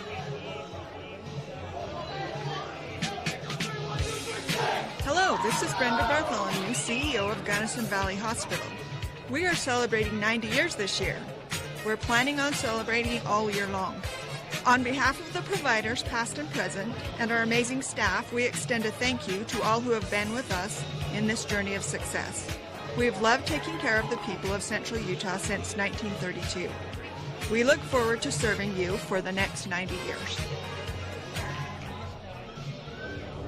The Intermountain Power Service Corporation is committed to supporting our local schools, communities, and the economies of central and south central Utah. Each year, IPSC's 2 950-megawatt generating units provide 3 million megawatt hours of energy for communities in Utah and Southern California. The Intermountain Power Project ranks among the best of coal-based power plants in reliability, cost-effectiveness, and environmental responsibility. IPSC, honored to sponsor this sports broadcast. Jones and DeMille Engineering is proud to be a part of Utah's rural communities and loves to cheer on the youth of rural Utah. We take great pride in helping shape the quality of life by offering full engineering and architectural services, municipal and private business software solutions, and community involvement. Jones and DeMille is your go-to resource for planning, funding, designing, and infrastructure needs. We strive to serve with a professional, personalized rural touch to provide value that reaches beyond the project. Jones and DeMille Engineering, shaping the quality of life together.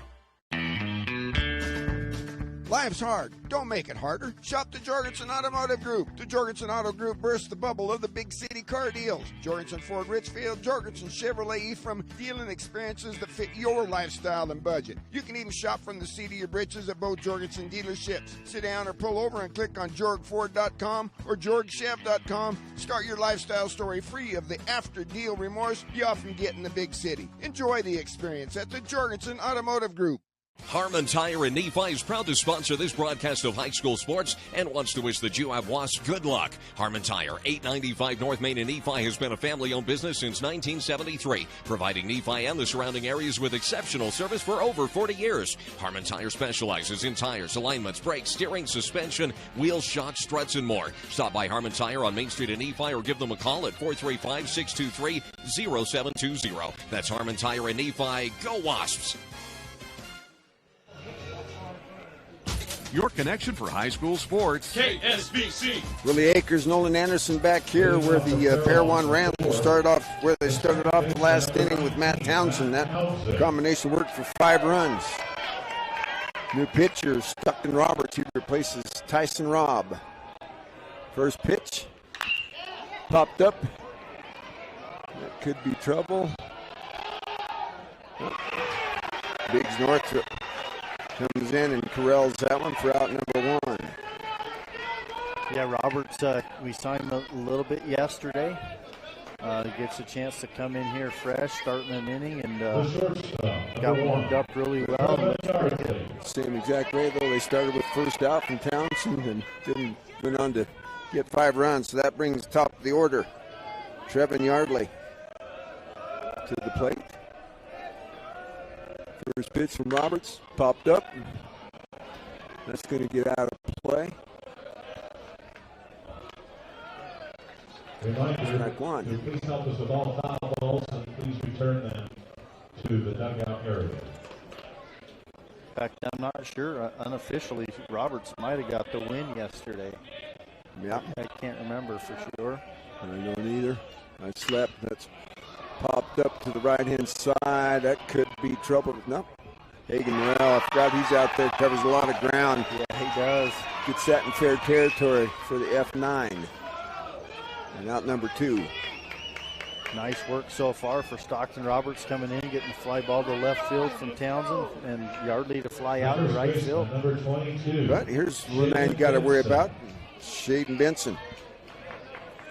Shaden got on an error and got base on balls, scored 1 run.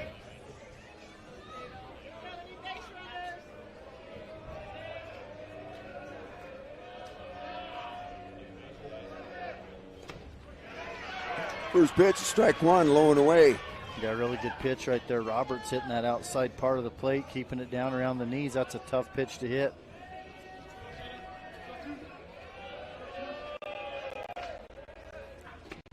Next pitch. Well, looked like the same spot to me. Same pitch. I thought maybe strike 2 right there, but umpire doesn't give it to him. Well, one of the mysteries of baseball. You know, Stockton Roberts just a freshman as well, so South Sevier got a couple dandy freshmen. Ball 2 outside.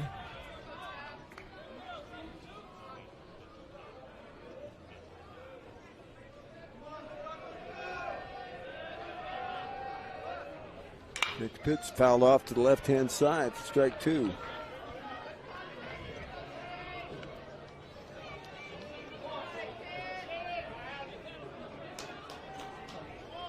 Yeah, Stockton Roberts right here looking for his first strikeout.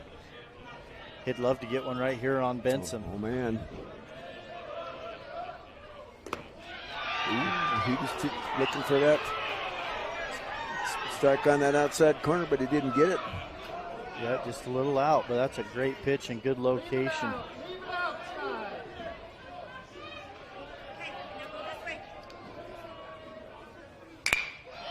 Hit towards the second baseman, he retreats. And throw him out for the 4-3. 4-3 put out number 3. It's going to end the inning. No runs, no hits, no errors, nobody left on. So after 3.5, it's 8-5. South Sevier will be back on the Utah Radio Sports Network with V6 Media. If building dreams is how you make your living, demand the performance of New Holland construction equipment from Mason Machinery in Springville and Aurora. Choose from skid steer loaders, compact track loaders, loader backhoes, compact excavators, and more. Built-in visibility, stability, and comfort allow you to work with a higher level of confidence, speed, and efficiency. Learn more about the performance of New Holland construction equipment. Stop by Mason Machinery in Springville and Aurora today. Come find your trail in Utah's Trail Country. Here in Sevier County, we have a trail for everyone, from hiking to biking to rafting and more. Hike to Hunter Hands Cave and stay overnight in the pit house at the Fremont Indian State Park. Or kill it on the Kilnet Trail, part of our new mountain bike trail system above Richfield. Raft the rapids past the Big Rock Canyon Mountain. Or fish your heart out at Fish Lake. Whatever it may be, we have a trail for you. Follow us on Instagram and Facebook at Utah's Trail Country and come find your trail in Sevier County. Live play-by-play coverage of local high school sports. KSBC. Well, Willie Akers and Nolan Anderson here. We do try to keep it live. We try to keep it lively. Sometimes in baseball it gets a little tough to be lively, but we've got an 8-5 ball game with South Sevier coming to bat in the bottom of the 4th inning. They do have the 3-run lead. They're going to bring Peyton Ingram, Biggs Northup, and Kenyon Okerlund. Going to face Luke Millett on for his 3rd. Yeah, they came in. Just faced a couple batters first time up, but working the 3rd inning anyway. Came in back in the second inning. Yeah, and South Sevier, gets a good clean inning out of Stockton. Roberts in relief, comes in, does a nice job. Did that same thing yesterday. So, Peyton Ingram, first pitch from Luke Millett. Got him. That's how the big inning started for Parowan with 3 hit by pitches and then 2 walks. Then you mix in a double and a single, and all of a sudden you've got a big inning right here. South Sevier has the opportunity to turn around, get that turn that hit by pitch into a run. Big Northup coming to the plate. Biggs had a single back in the first inning. I didn't write down what he did in the second inning, but he ended up at second base. So those of you that listen to me through the year know that every now and then I miss something because I'm watching the baseball game. Ball went upstairs. Biggs Northup. Coach Brown down there at third base running through the signs. Northup, we've seen him come up key all season long, and he's already on the day 2 for 2. Looks at strike 1. So he had a hit his last time up. Is that what you're telling me? Yeah, 2 singles. Yep. 2 singles. All right. Well, put him down there. I marked the hit down, I think, but I didn't put him on his spot in the little triangle there, wherever you call that thingy. All right, 1-1. 1 runner on. Big knob. That's uncharacteristic. Big swing, bad pitch down in way under his hands for strike 2, and he knows it. He's talking his bat, talking himself. Yeah, that pitch is almost like a changeup, but a little bit off speed, but just down in the zone. And Biggs, like you said, he knows it. He wants that pitch back. Swing and miss, one up in the strike zone. Yep, chase one down and then chase one up to get the strikeout. So good job for Parowan Luke Millett to come back and get the strikeout and get the 1 out. So I'll bring up Canyon Okerlund. He's a victim of a strikeout looking and then a strikeout swinging.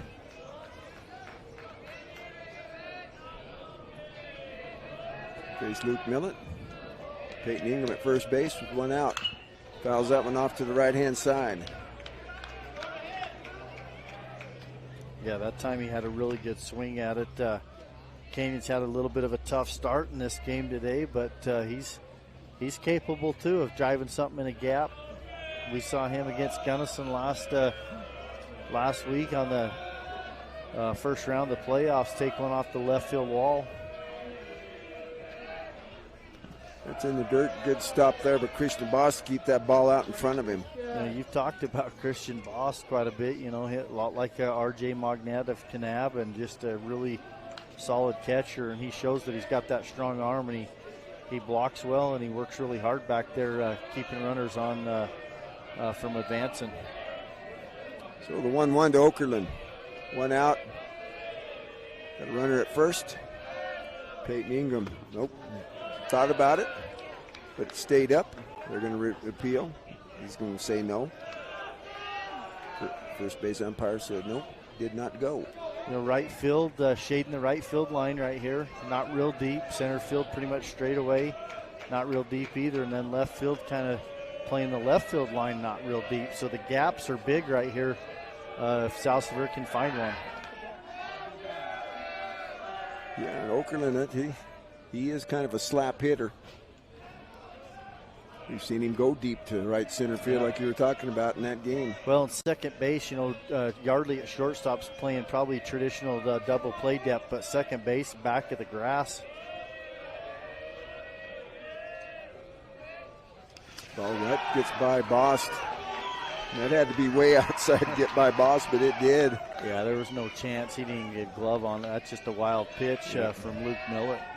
So that puts a run in scoring position if Canyon Okerlund could get something hard somewhere in a gap, something through the infield with the speed of Peyton Ingram.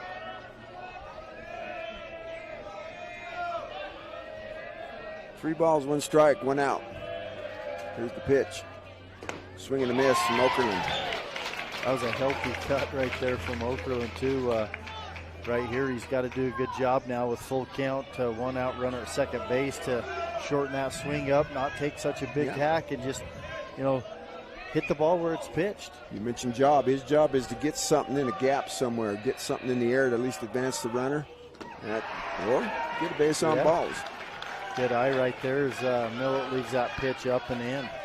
So the 4th base on balls given up by the pitching staff for the Parowan Rams. That brings Stockton Roberts. Stockton Roberts, who entered the game last inning at pitcher. Going to get his first chance today. Just a freshman. Batting the pitcher, Long, lanky number kid. 11, Stockton Roberts. Facing Luke Millett. Runners at first and second with 1 out. Here's the pitch. That's going to be upstairs for ball 1. Yeah, and right now, if you're Roberts coming in first at bat here in the tournament, you want to see a few pitches. 8-5.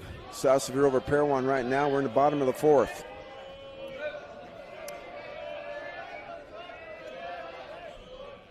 Swing and a miss.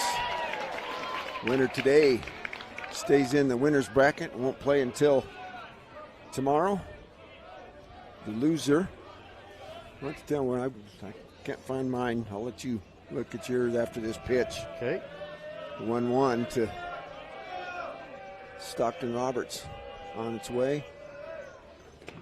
Curveball, he might give up on that a little bit early, but stayed inside. Yeah, it did. Ball 2 there. So tonight at 7 we have Kanab Enterprise. The winner of that game will play the loser of this game tomorrow morning at 10 a.m. Yep. And then the winner of that will take on the winner of this game. We'll take on the end of it. There's a rip. But Freeman had to wait. So he's going to score. They're going to hold up. So that scores a run. Good piece of hitting right there for Stockton Roberts, helping himself out. Gets the RBI single and almost Canyon Okerlund. The ball kind of got away from Yardley and had Brown, Coach Brown there at third base, not held him up. He was trying to score, which is the right thing to hold him up, but then the ball got away from Yardley or he might have scored too. So 9-5. Runners at first and third. Hagen Morrell comes up. Hagen can hit the ball anywhere. Got a good hole in right center field. Outfield's a double play depth, or infield's a double play depth. Stockton Roberts got a fair lead. Benson holding him on over there at first. Here's the pitch.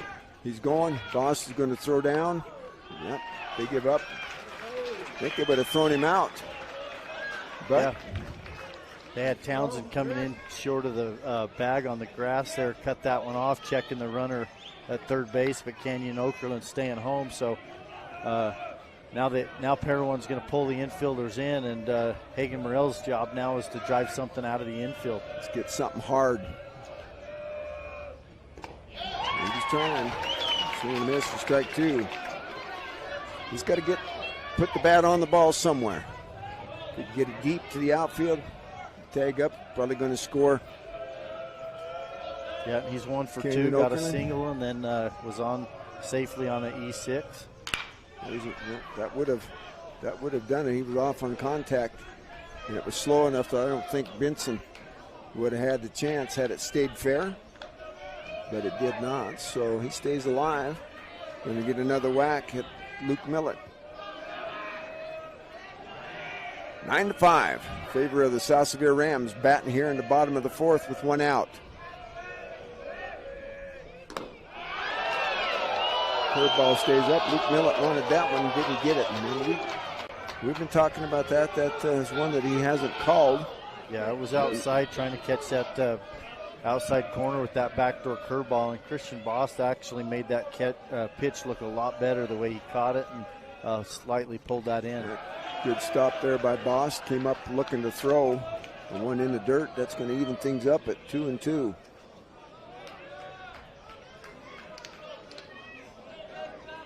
Two and two.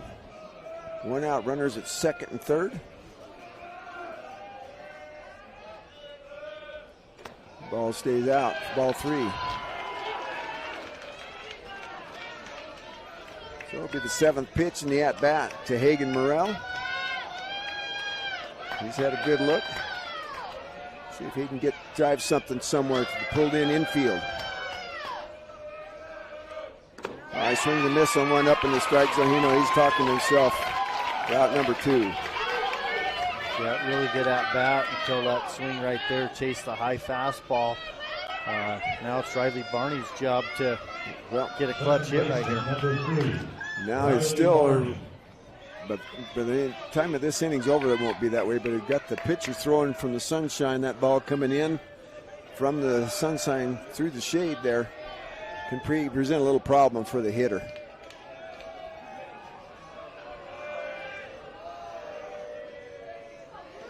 So Riley Barney up.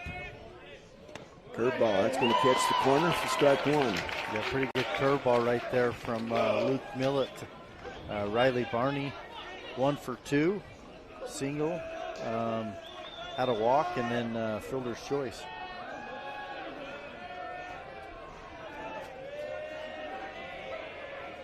There's the 0-1. That's on the outside corner. That gets with, nope, not going to be enough. Not going to be enough to score a run. Millett was off the mound quick to cover the plate. But evens the count up at 1-1. Nolan Kenyon Okerlund doing his job coming down the line right there. Ball just didn't get far enough away, but he'll be ready if it does the next time. Had it got all the way to the wall, I think he probably would have come, but it was just about 12 foot behind the plate. Like I said, Millett got off quick. There's a pitch, another curveball. He's been able to kind of put the handcuffs on the South Sevier hitters with that curveball. He starts it at the elbow. Yep. Hooks it in.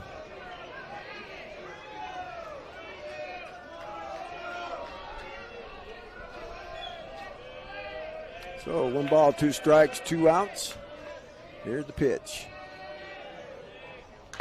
The curveball, boy, that was ripped foul. That one hung up a little bit on him. And Stockton Roberts is getting a pretty good secondary lead out there. So if Riley Barney can find some grass out there in the outfield, for sure 1 run, and probably Stockton Roberts should have no problem scoring from second base. Yeah, there's nobody holding him on. They got, like I said, they had the infield pulled in, but they backed off now. Nobody really holding him on with somebody in front of him. He could get off even a little farther. Curveball. Ooh. Ooh. Riley Barney's even breathing a sigh of relief, I believe, there. After watching 2 of them called strikes. Right in that similar part of the zone, that curveball. Starts it at the elbow, breaks it down and in. 2-2. Now, if he did not want to do that, he didn't want to go to 3-2, but he does. No one on deck. You've got Rich Tebbs. He's 0 for 2. Got caught looking his first time up, drew a walk, and then hit that 1 hopper right back to the pitcher, his last at bat. So Riley Barney ready to step back in to full count. Luke Millett about ready to deal. Here's the pitch. Ball's popped up towards the second baseman going back. Right fielder coming in, called up. Well, they almost glad Riley Barney took a tumble on the F9, route number 3, but they get 1 run. They do it on 1 hit, no errors, 2 runners left on. At the end of 4 complete, it's 9-5. South Sevier will be back on the Mid-Utah Radio Sports Network with V6 Media.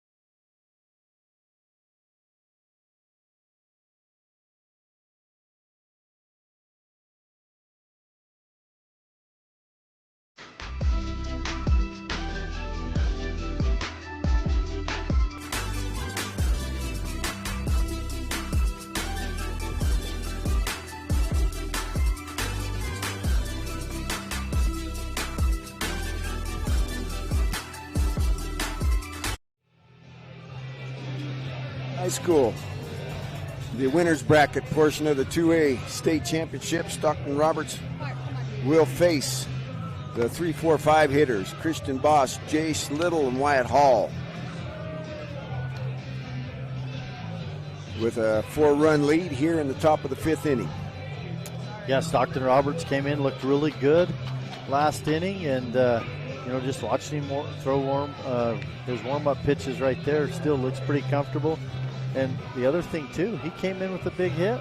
He got his first at bat, gets an RBI single, and then picked up a stolen base. Yeah, comes in, helps his own cause. Nothing overpowering, and they weren't looking for anything overpowering. They went and pitched to the defense. He's done that. The catcher, number 31, Christian Boss. So, Christian Boss. Hit by pitch. Ground out to the second baseman. 0 for 1. Did score a run back there in that big 5-run 3rd inning. First pitch from Stockton Roberts. Upstairs, ball 1. Yeah, Christian Boss grounded out to second base, and then he was hit by a pitch, but has had a nice tournament, not only catching wise, but does a really good job at the plate, batting in the 3 spot. Yeah, second pitch right there, strike 1.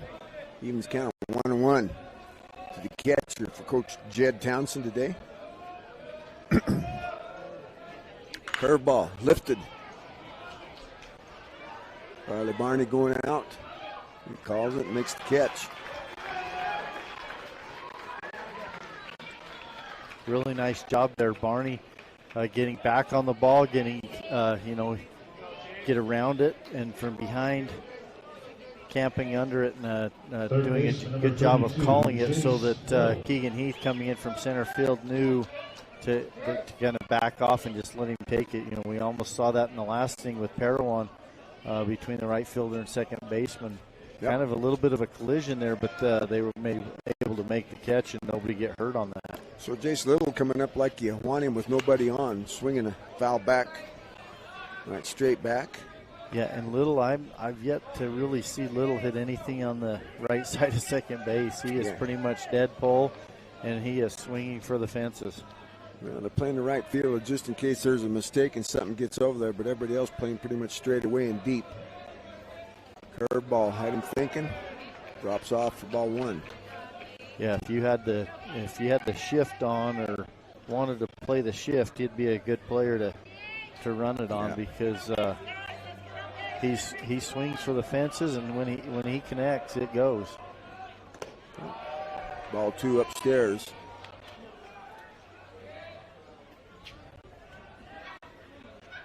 Stockton Robert tried to put a little extra on that one, I think. I don't think you're going to throw it by. Jason Little's a good fastball hitter. You're just going to try to work right there, work that location. Yep. Well, same thing. You keep it out there. He doesn't like it out there. He likes it middle in. He's wanting to just use his strength against your strength, and his strength is taking that middle in pitch and driving it hard to left field. Curveball drops off for ball 3. You see what Little did too before that last pitch, but he got that second strike as he moved up in the box and then up on the plate. He's still right there in that same part of the box, up and in. We talked about yesterday about adjusting to the pitcher and the count. That one's driven high. Keegan Heath out there in center field has to come back in. That wind's not really a factor right now. The F8. Well, same thing. Heath got back on the ball, kept the ball in front of him to where he could just keep it and then just move in, make the catch, and especially on the high ones.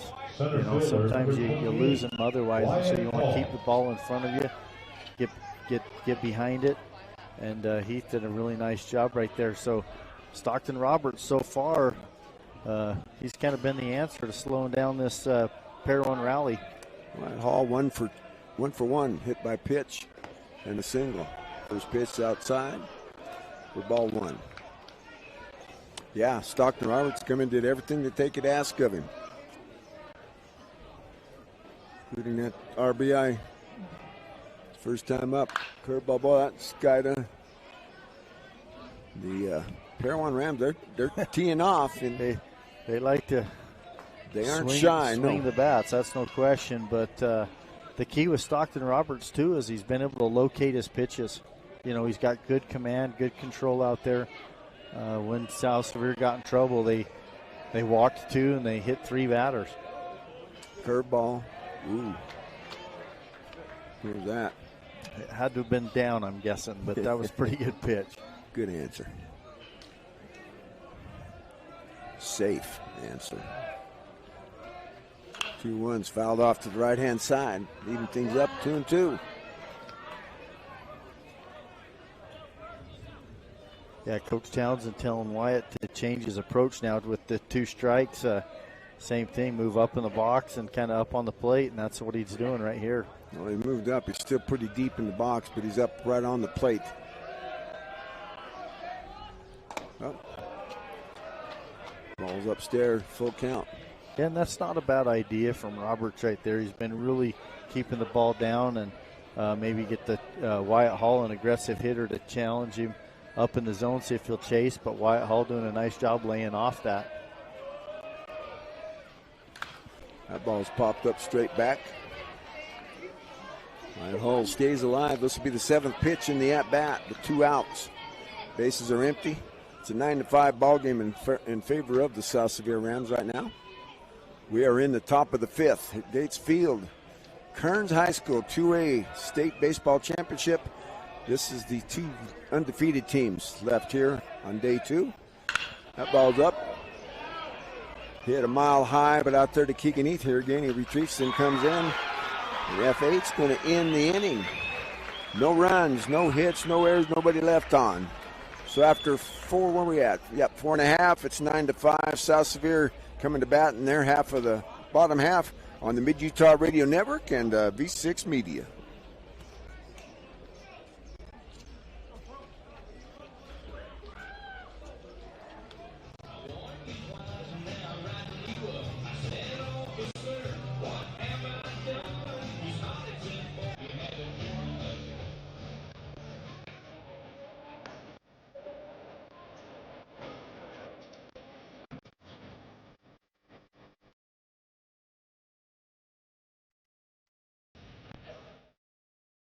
At V6 Media, we specialize in helping businesses tell their stories with powerful and engaging video. But telling your story is just the starting point. Telling it to the right people in the right place is how you make it count. Our team can help by delivering your ad in places like Google, YouTube, Instagram, and Facebook. We'll make sure that your business is being seen. Your business has a story to tell. Let us help. Paint projects go more smoothly when you use Jones Paint and Glass, because we're as excited as you are about your project. Our paint experts know their paint and will work with you to help you find the perfect paint products for your needs. They'll help ensure you get the color you're hoping for and that you're able to get the job done right the first time. Stop by Jones Paint and Glass to speak with an expert today. When you hear a crash, you better think Jones.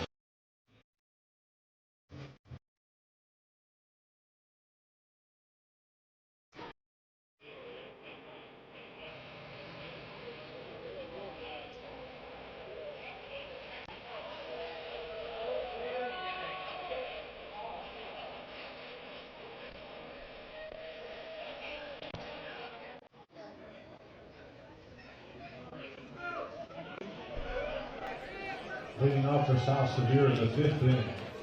Here's the South Sevier off balance. They've been going for some of them pitches up in the strike zone. His arm slot of his, that ball would get up there without really seeming like it. Yeah.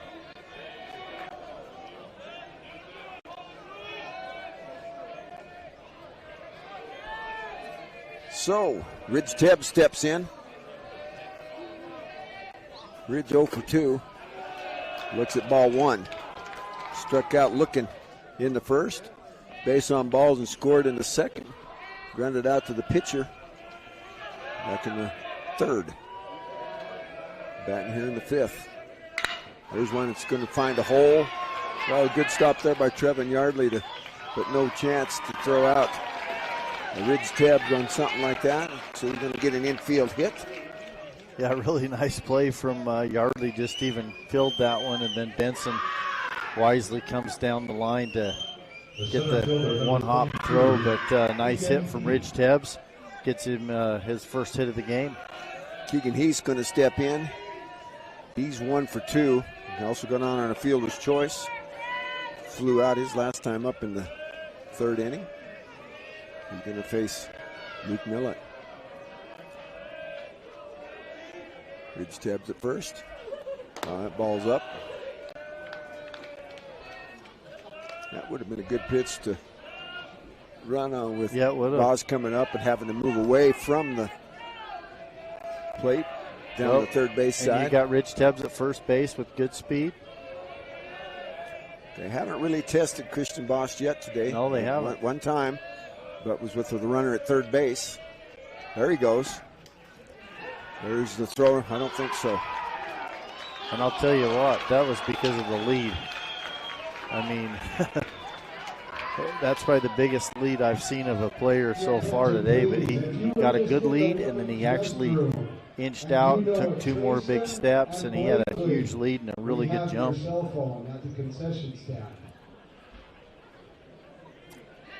So, Keegan Heath stepping in. That was a strike, by the way. So it's 1-1 with an RBI opportunity out there at second base. Good speed with Ridge Tebbs. Keegan Heath at the plate, facing Luke Millett. No outs. Curveball hit right at Trevin Yardley. He's got to retreat. Good stretch there by Shaden Benson for the 6-3 put out.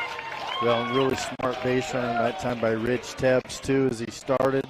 Ball's kind of hit a little bit in front of him. He retreats quickly back with the second baseman sneaking in that back door behind him, and forces Yardley to make the throw across the diamond to get the out first. So 1 out. Ridge Tebbs still there at second base with Tate Brown batting from the left-hand side. Trying to get that back for a curveball, but misses for ball 1. Well, we've seen Tate Brown throughout this tournament. He'll take that outside pitch and drive it into left field, but you get something in his wheelhouse, and he's capable of turning on it too. 1 for 2 in the ball game. Here's the pitch. Down, gets by Boss, so Tebbs is going to end up at third base. Yeah, not many balls getting, but that just went through his legs, got below the glove. Now that changes the job here for Tate Brown. He needs to get something either to that right-hand side or something in the air deep enough to score. Ridge Tebbs there from first base. Yeah, and then third base. Yeah, and then Ridge Tebbs too. The other thing is he's got to get a good secondary work down the line on balls coming home, because even if it gets 10, 15 feet away, he should be able to make it safely. And they're pulling the infield in. And almost had one right there, but Boss with the good block goes down to the knees and keeps it in front. But, pass ball's an option. Doesn't need to always get clear to the backstop either.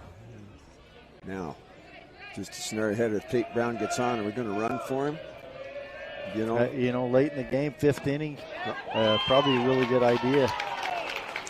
You can re-enter him. Well, yeah, that's what I think. Called strike, but it, opens up some possibilities there. And Tate, he's got to. Well, we've already seen too in a first-third situation, Parowan doesn't want to give up the other run, so more than likely they're going to let you take the base.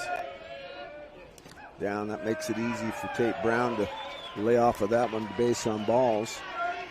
So runners at first and third. That's going to bring up Peyton Ingram. Peyton's 2 for 2 in the ball game. Been hit by a pitch and scored. Stranded at second and third after his base hits in the first and second inning. But he's been putting the bat on the baseball. They're going to leave Tate Brown in there.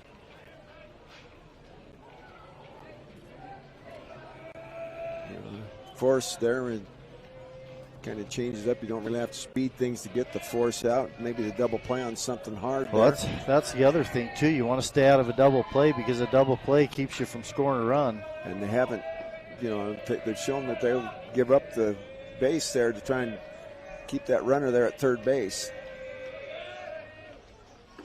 First pitch is up to Peyton Ingram. Yeah, good eye from Ingram laying off the high pitch, but pretty much playing up the middle. Corners aren't even really in. You got Benson holding the runner, Tate Brown at first base, but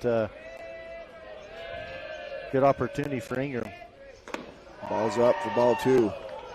The other thing I guess you do is you can give the take sign so you don't hit into a double play and see if Millett's going to throw a strike. Instead, if not, he's going to run the count to 3-0. Yeah, Biggs North behind him is 2 for 3 in the ball game.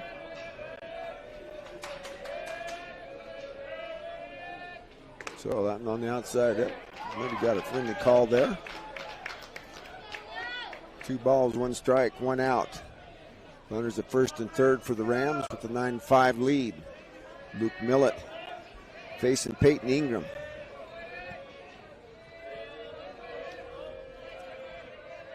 Here's the pitch. Had a good hack at one that was down in the strike zone to even things up. Fouled it off. Yeah, 2-2 count now. Still first and third. Tate Brown doesn't look like he's got the lead to where he's going to be going, so just kind of going to go on the swing. Well, that one's up over the head of Peyton Ingram. This is where you might give him a head start and get him going, but you hate to line into a double play too. Or a strikeout, throw him out. Yeah. Now, in that situation, Boston would probably go to second instead of cutting it off in front there like they did the last time. No, that's up. It's irrelevant. Yeah, and I think you're going to probably see some activity in this Parowan dugout. Is he starting to miss back-to-back walks, leaving the ball up in the zone? Well, and then here again, I hate to harp on that, but with bases loaded, Tate Brown's not the fleetest. But they're going to leave him out there. Not getting a real good lead to start with. Got the infield pulled in. Biggs Northrop putt. First pitch. Upstairs. Yeah, and right now, South Sevier, the way he's throwing, you've got to lay off of everything above the hands. Make him get something down where you can drive it, but be patient at the plate, too. That's how Parowan got back in the game, as they were patient. They drew walks. They got hit by pitches. And now it's South Sevier's turn to do the same thing right back to him. I laid off. He thought about it, but laid off. That's it. Start with your hands at the top of the strike zone and work from there down. Especially down with, runners with the bases loaded and just one out. That's on the outside portion and misses for ball 3. Yeah, that's 3-0. You'd probably give him the take for the next 2 pitches right here. Now this one for sure you're going to have the handcuffs, huh? Yeah, but every run matters at this point. You're the bottom of the 5th inning, and probably make him take 2 pitches. Going to be tough sum for the right side of the infield and outfield. Biggs calls timeout, gets it, and steps out. He didn't like how long Luke Millett was taking. So he'll step back in. 3 balls, no strikes, 1 out, 9-5. Bases full of South Sevier Rams with Biggs Northrop at the plate. A 3-0 count. Surprise, that fairly close, but didn't get it with the old automatic. That's going to score a run and move everybody up. Yeah, and still Parowan. Maybe they just don't have anybody else to go to. They're just going to ride it out with Luke Millett right now, but seems to kind of lost it, but showing some senior leadership out of there. Shortstop and catcher. Yeah, coming out, talking to him, just settling him down. Saying, we got you, throw strikes, and we'll help you out defensively. But, South Sevier, great opportunity really to just continue to add runs and build this lead and maybe put this game away. Canyon Okerlund with the bases loaded. Tate Brown at third, so he's no danger on the pass ball. Wild pitch here. First pitch to Okerlund right there. Strike 1. Yeah, and you got to take that pitch after 3 straight walks, but that was a good pitch. Millett coming back, and throwing it in there. That's the other thing with Tate Brown at third on one that's hit back to somebody. You know, they don't have to hurry things to get him at home plate. Good scoop there on one in the dirt from Christian Bost. Yeah, it really was. And you got to know, too, if you're on the base pass for South Sevier, they're going home with this one automatically all the way, so you've got to run everything else out, especially if you're Canyon Okerlund. You don't want to get doubled up on anything from home to first. You want to try to drive this ball out of the infield with the infield in. That's up. Bost have to come up out to get that one, come up out of his crouch to get that one. Come up out of his crotch. Well, that too. Yeah.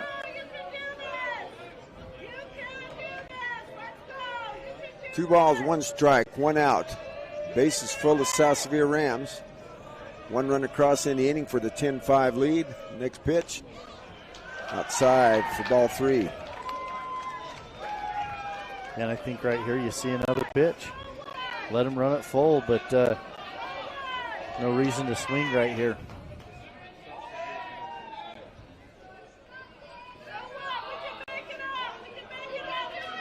Stockton Roberts in the on-deck circle.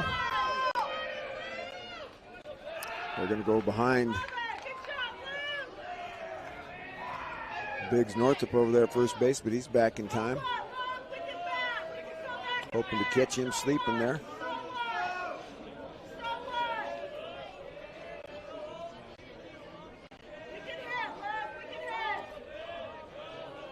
Shadows are gone now from the pitcher. There's one that's ripped by the pulled in infield. But that's just going to score the one. Up, I got it. Here we go. Here we go. He's going to get in there. So here's the play at the plate. Nobody had to go. But they do score one. We've seen that a couple times today, but that time, they get him out at home plate.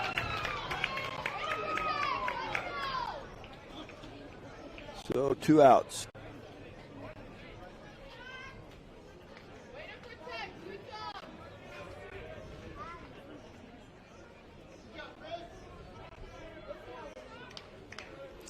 So discussion about whether the runner had the slide there. Coach Townsend trying to get the...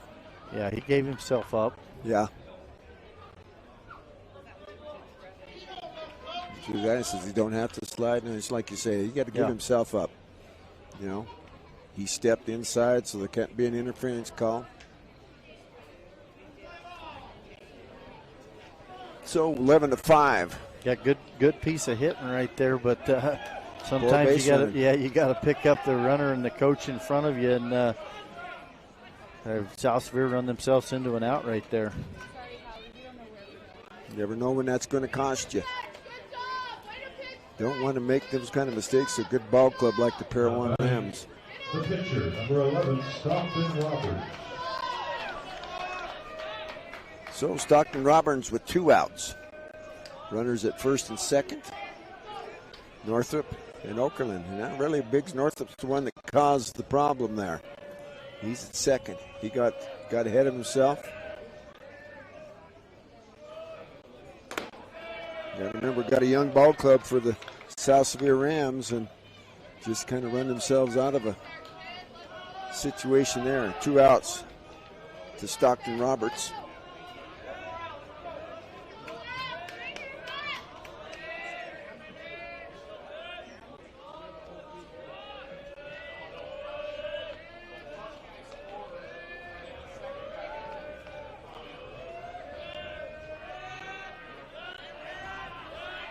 First and second, Roberts steps out.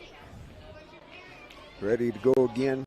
Biggs Northup at second, Canyon Okerlund at first. So we do have good speed. We're going to go to second base, try and get Biggs Northup, who gets back just in time. That was a good play. Just as the shortstop, Trevin Yardley, started to move away, Matt Townsend snuck in there behind, and Northup just got back.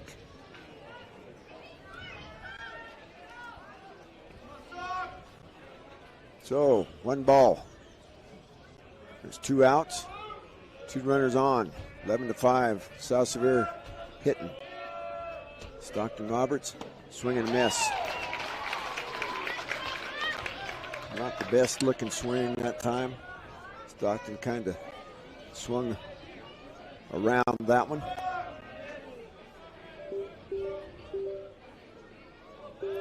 One ball, one strike, 2 outs.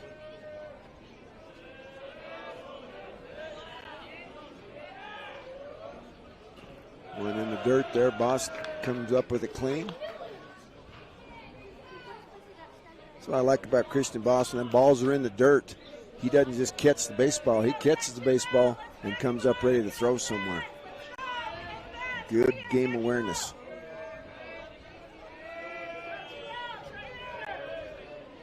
Two balls, one strike. Here's the pitch. That's down again. Same thing. Bost stops it, picks it up, swivels, and he's ready to go somewhere. Yeah, South Sevier, you know, they pick up 2. They'd like to still get some more here, and they have a chance. You know, they put together a little 2-out rally.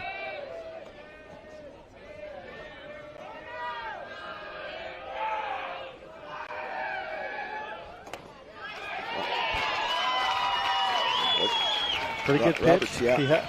It was down and in, but that's where he's been calling the strikes for the most part of the game. Yeah. Well, and Roberts, to his credit, he didn't really just he started down there, but he stopped before he showed up. He was kind of waiting. Yep. It was a late call there by Blue. Runners are moving on this pitch. Late start by Northup there on the pitch. Fouled back. But that comes from that play where they tried to come behind Biggs Northup. They got him thinking they're in his head there. Had a good takeoff there from Kenyon Okerlund at first base. Vincent still playing behind him, kind of inching in. Oh, curveball got him looking. Nice pitch there from Millett for out number 3, but they come up with 2 runs. They do so on 2 hits. No errors and 2 runners left on.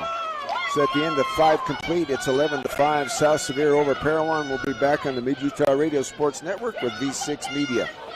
Since 1947, Barney Trucking has built a reputation of unparalleled customer service and satisfaction in the trucking industry. Barney Trucking is now hiring drivers statewide, including Beaver, Millard, Sevier, San Pete, Juab, Carbon, Emery, Utah, and Salt Lake counties, as well as many other locations. The job includes a home daily schedule, excellent pay, benefits, training, retirement, a positive work environment, and requires a Class A CDL license with doubles endorsement. To apply, go to BarneyJobs.com. That's BarneyJobs.com.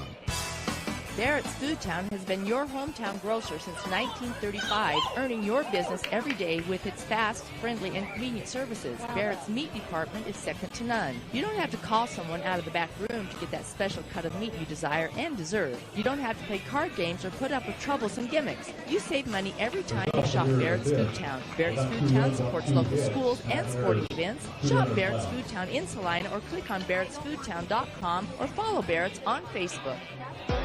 DP Curtis Trucking works hard to move America and get their drivers home on the weekend. DP Curtis hires reliable drivers with competitive starting pay and raises after 90 days. Additional pay for tarps, drops, picks, and additional trailers. Employment options include insurance, 401k, paid vacation, and attainable bonuses, and more. Why would you drive for anyone else? Call DP Curtis Trucking for details, 435-893-2886. That's 893-2886, or click on dpcurtis.com.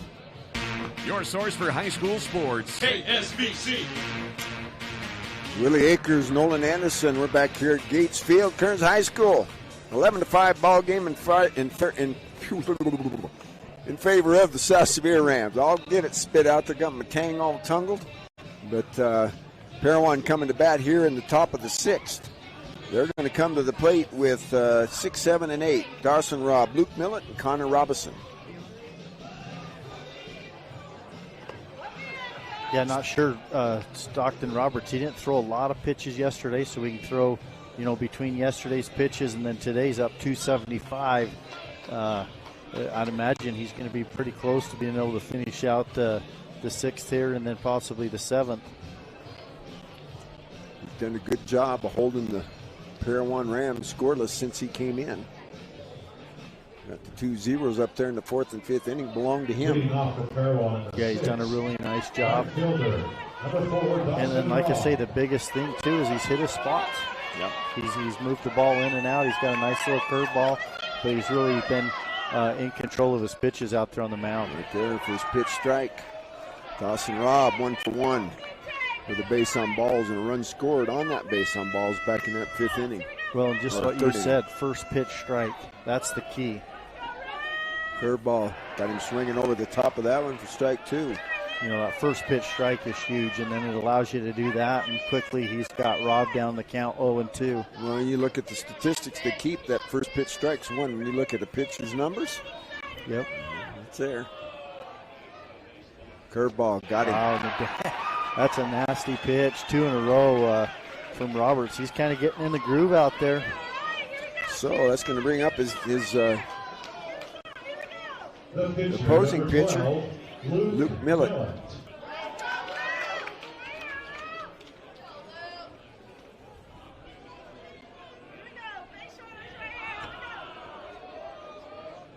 So the first pitch to Luke Millett with 1 out. Right there, first pitch strike. On the same spot that he hit for Dawson Robb. Yeah, you know, outside corner. If anybody, wants to be successful as a pitcher, that's what you got to do right there. Hit your spots, pound the zone, but get that first pitch strike. Oh, curveball. He's going to wear that one. Curveball. He's trying to do that.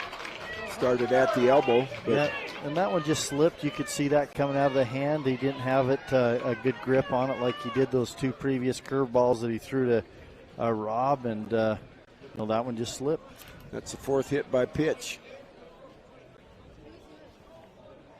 What do we got here? We're going to have I think they're going to bring in a pinch hitter right here. Connor Robinson has 2 strikeouts, and Coach Townsend going to choose to pinch hit. Number 34, Hunter Johnson. 34, Hunter who? Hunter Johnson going to bring in number 34 to pinch hit for Connor Robinson. Bottom of the 6th, Hunter Johnson's going to get his chance against Stockton Roberts. 1 out. Got a runner on first. Roberts goes over there, but Millett's back. Wind has died down for the most part. Got just a little bit of breeze. Careful, I did that to us yesterday. Yeah, well, It's been a lot better day today, put it that way, as far as weather. It's still a little chilly back here behind home plate underneath. What a great view, though. Oh, no kidding. No kidding. Does the heart of an old catcher good to sit back here and watch a baseball game. 1 ball. Got a runner on first. That's Luke Millett. 1 out. Hit right at the shortstop. 2nd for 1 up. Can't make the transfer, but they do get the lead runner. Yeah, and I think Coach Baker's coming out saying that the runner didn't slide. Yeah, I mean, kind of got in the way of the second baseman, I think is what he's arguing, but I don't think he's going to win the argument. No. I think they're going to say he gave himself up, and it was because the second baseman kind of lost the ball on the exchange. Yeah, and that's what you saw the umpire saying that. So, and same thing we talked about, Coach Townsend. You got to do that for your players, your fans. Everybody know you. And same thing with Baker right there. But you think about it. If you're coming across the cover there, coming at you, the first thing you're going to see when you turn around and look is that runner coming at you. That's something that's always on your mind. So, well. No change. Well, got 2 outs. That's one of those balls. If it's taking you the direction towards second base, if you're shortstop, you can probably underhand toss it with a little momentum. That one, kind of the one hopper, he probably should have just pivoted and thrown like a dart, and then Barney should have not come across the bag on First pitch to that. Matt Townsend's hit towards the left fielder. Big Northup, he's going to catch it for out number 3, so it doesn't hurt. So we got no runs on no hits, no errors, and one runner left on. So at the end of 5.5, it's 11-5. South Sevier will be back on the Mid-Utah Radio Sports Network with V6 Media.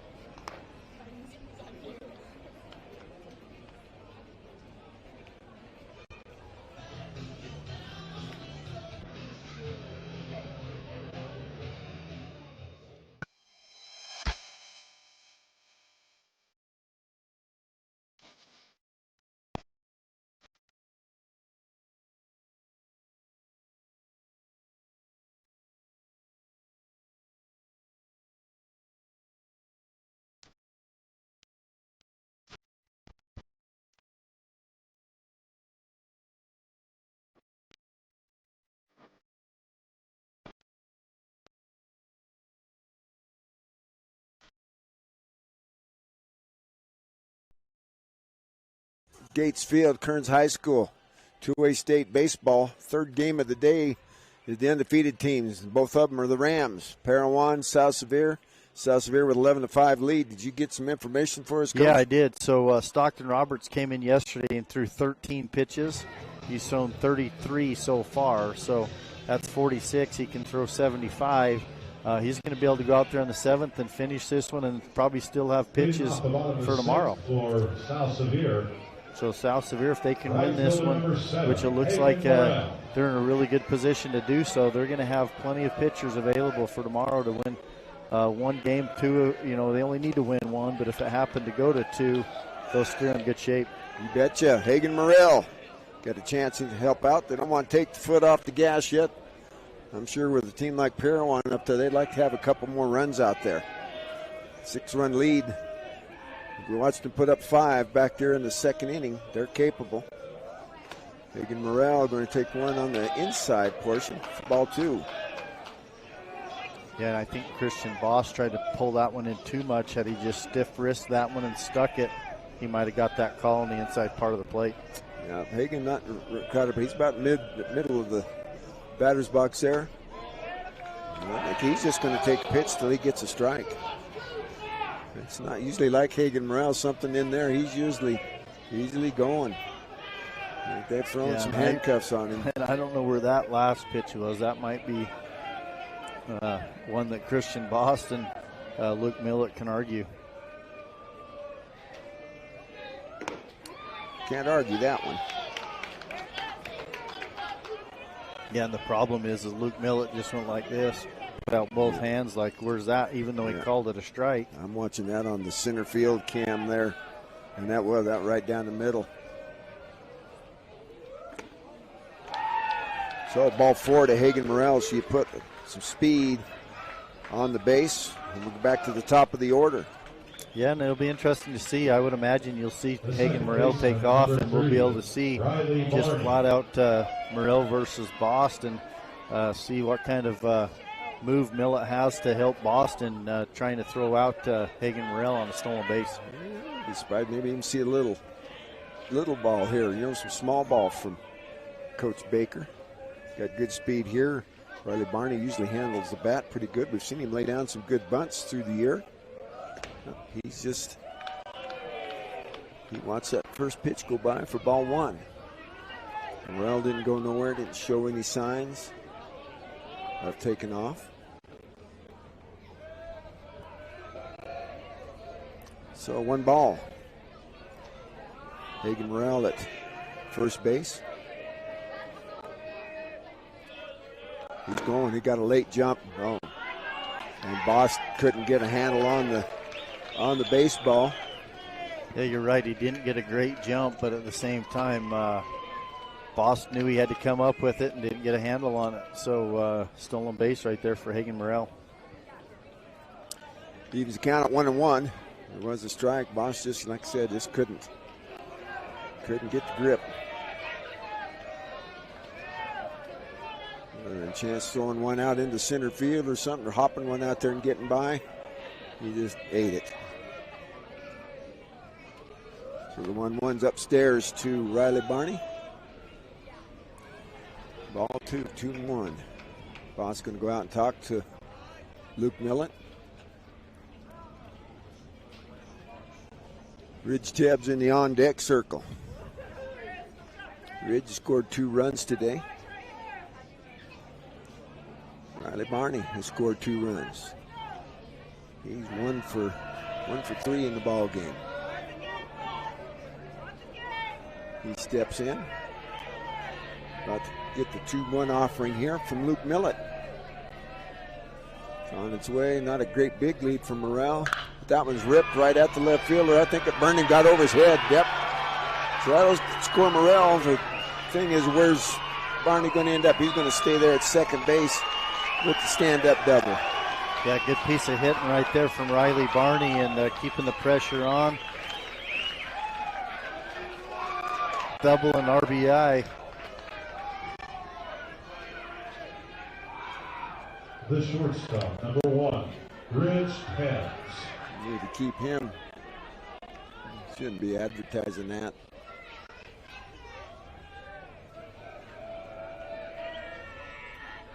Catcher knows that. No outs right now too. Ridge Tebbs has a chance to drive in Riley Barney. Oh, that's right at third baseman Jace Little, but Barney recognized that quick and got back. Yeah, Tebbs hit a hard one right there. Lines out to the third baseman, L5. Fielder, number 22. Yeah, that's going to bring up Keegan Heath. Keegan scored twice. He's 1 for 3 in the ball game.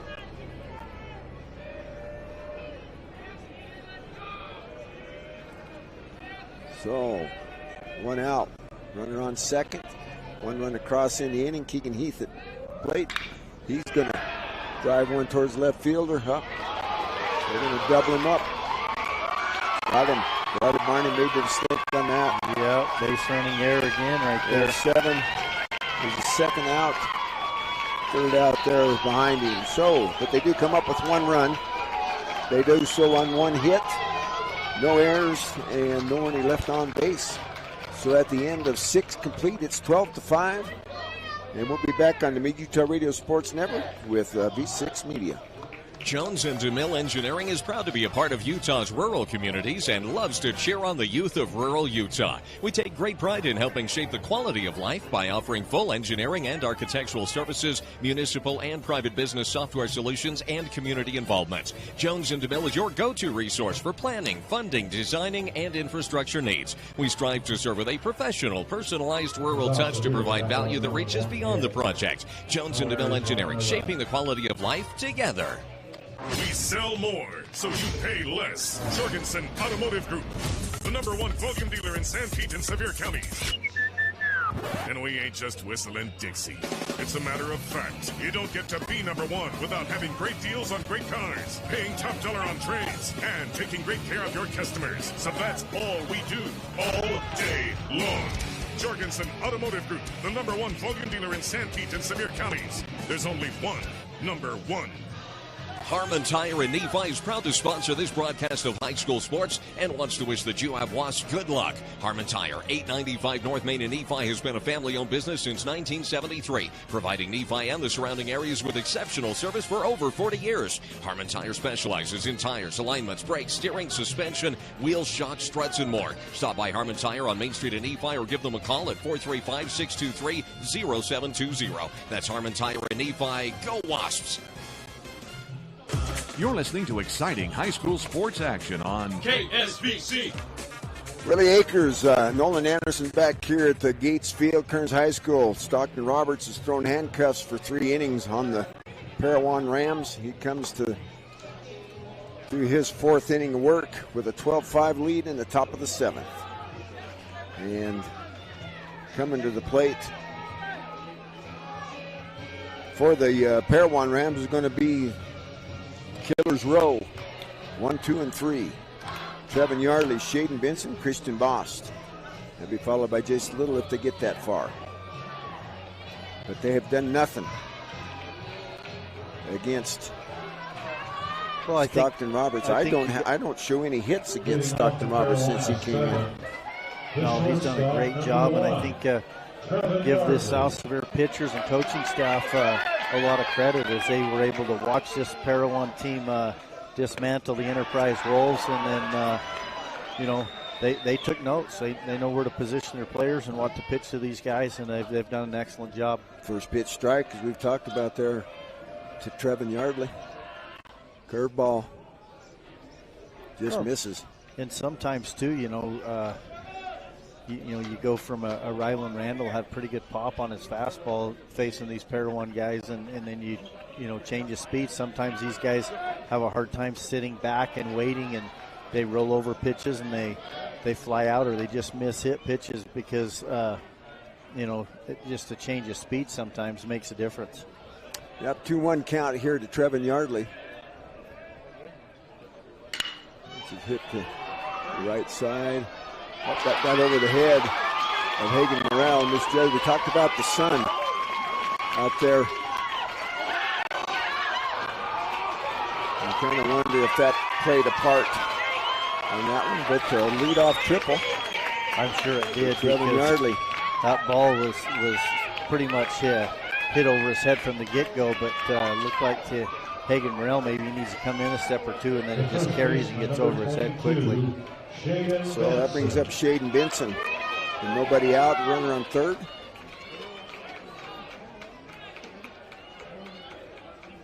Well, they're not going to walk him, they're going to pitch to him.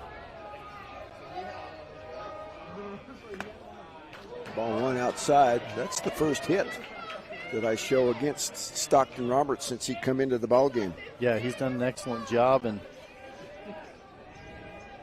it's okay if you give up a hit once in a while. You're a freshman. You got 7 runs of work. There's called strike one on that outside corner. I think Shaden Benson was taken all the way.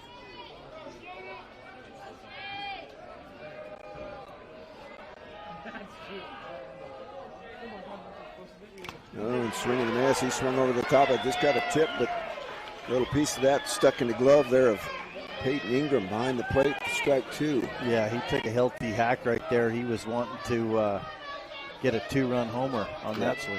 Kind of pulled off of it, though, a little bit. Ball on the outside portion. Curveball there. He might have been shooting for the cell tower over there in left center field. Would might have worked better for him. That one's in the dirt for ball 2, 2-2. Or one of them funny lights up there in left center field. Yeah, and he was able to hit the curveball. Got on the E4, a walk, and then ground out to second his last time up. Ooh, close. Stockton wanted it to happen. And that's the same pitch that Parowan was wanting last inning, so umpire being consistent. I'm oohing it, laying off of that one with 2 strikes. Yeah. Hits that one right at Tate Brown. They're going to give up the run for the out. That's the G3. That ball doesn't have to hit fair. Anywhere between here and first base, if it goes out there and then pops back in, that's a fair ball. Or it was when I played ball. Yeah, I think Benson's... It does not have to. Benson says that was a foul ball. He turns and says, but nope. Both umpires say it was a fair ball, and just to ground out to third with an RBI as he scores the runner. What's the difference? A ground ball that goes out there and just curves on, hits dirt club, whatever it does out here in foul territory. When it goes fair, it's fair ball. They're going to lose that one. That's your call, Blue. You got to call that. That's your call. But they're going to argue it. It's a home plate call. It's going to end up with 1 out. They're going to get the run. Well, so it's 12-6. You don't. Am I wrong? Or? No, but I don't think. I'm not sure what they're arguing. He's saying he has to make a call fair or foul. I mean, I guess you can point one way or the other, but it really doesn't change anything. He says he gave the signal, so Coach Townsend's going to walk back now.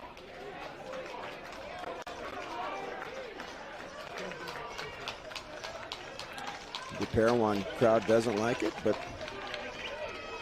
I'm not quite sure what they thought they were basing it on. He can't call it until after it gets past first base to start with. Gets out there, hits, and goes in. So yeah. Well, it's where he fields it too. If Yep. he fields it in front of the bag in fair territory, it's fair ball. If he fields it foul right there before the bag, then it's foul. So, first pitch to Christian Boss is low for ball one.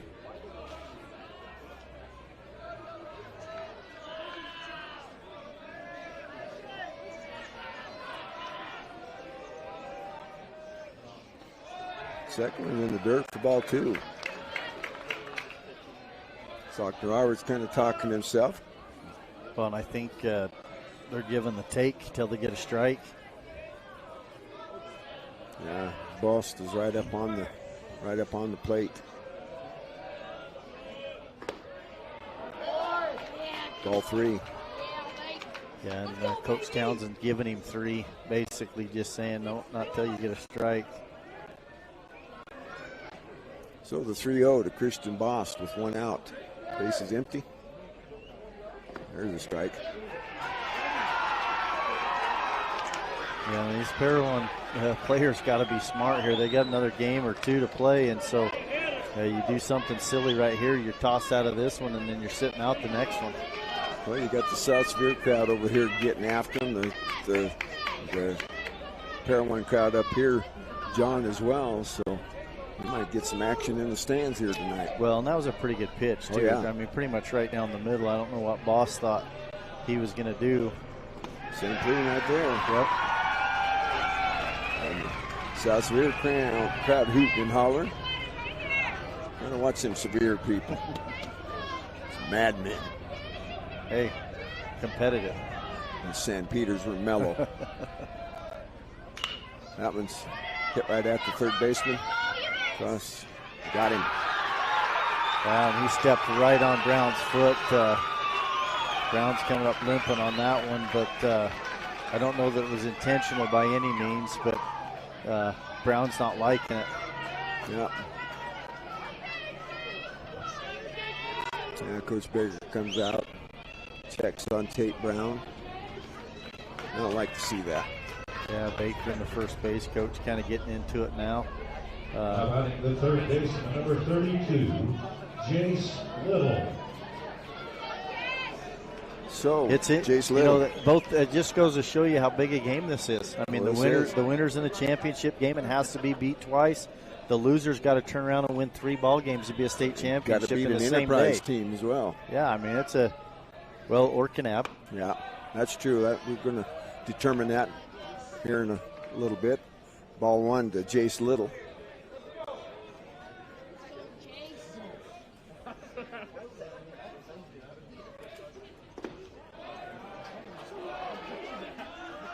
Ball two. I got to text Bo. Yeah, it's a 2-0 count right now. Roberts fell behind to Boss too, but he came right back, gets the ground out. Ooh, pretty good pitch right there, but they're going to call that a ball as well. So 3-0 count to Jace Little.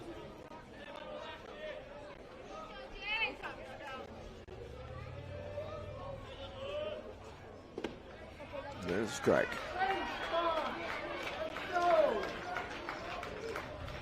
So, got some excitement here at the ballpark. That's the way it should be in a big game like this. Emotions run high.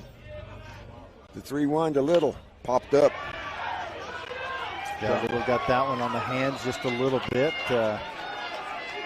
Roberts has a chance to go put the strike out or get the final out right here and get the W and send the South Sevier Rams into the state championship game tomorrow.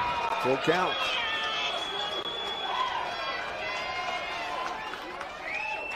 Fouled off. Stockton Roberts, arguably in the biggest situation he's ever been in here, got a chance to close out.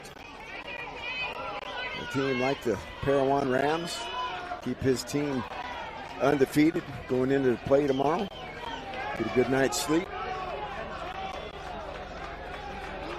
He's been unflappable so far. Here's the 3-2 pitch. Hit right at the third baseman. Good scoop there. Throw across the diamond. They got him. 5-3 put out. So they got 1 run and 1 hit. There were no errors. Nobody left on.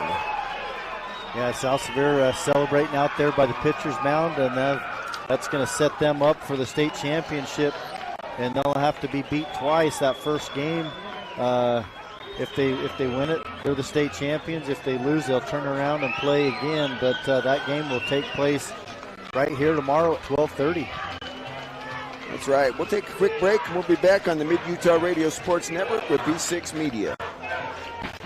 Mason Machinery in Springville and Aurora have a non-stop tractor workhorse, just what you need for a non-stop world. Power Star tractors from New Holland provide unprecedented power, comfort, and performance in a utility tractor so you can tackle ground, municipal, or farm tasks with ease. Choose from 6 models from 64 to 117 engine horsepower with an open-air ROPS platform or spacious Vision View cab. Learn more about the Power Star family of tractors. Stop by Mason Machinery in Springville and Aurora today.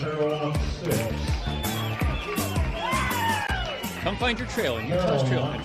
Here in Sevier County, we have a trail for everyone, from hiking to biking to rafting and more. Hike to Hunterhand's Cave and stay overnight in the pit house at the Fremont Indian State Park. Or kill it on the Kilmet Trail, part of our new mountain bike trail system above our trail. Raft the rapids past Big Rock Canyon Mountain. Or fish your heart out at Fish Lake. Whatever it may be, we have a trail for you. Follow us on Instagram and Facebook at Utah's Trail Country, and come find your trail in Sevier County. We've been spending a lot more time in our homes and with our families. This creates wear and tear on our floors. One solution to your flooring dilemmas is luxury vinyl plank flooring from Shepherd's Carpets. Hi, I'm Teresa from Shepherd's Carpets and Flooring to let you know that we carry high quality vinyl plank flooring. The flooring is waterproof and is affordable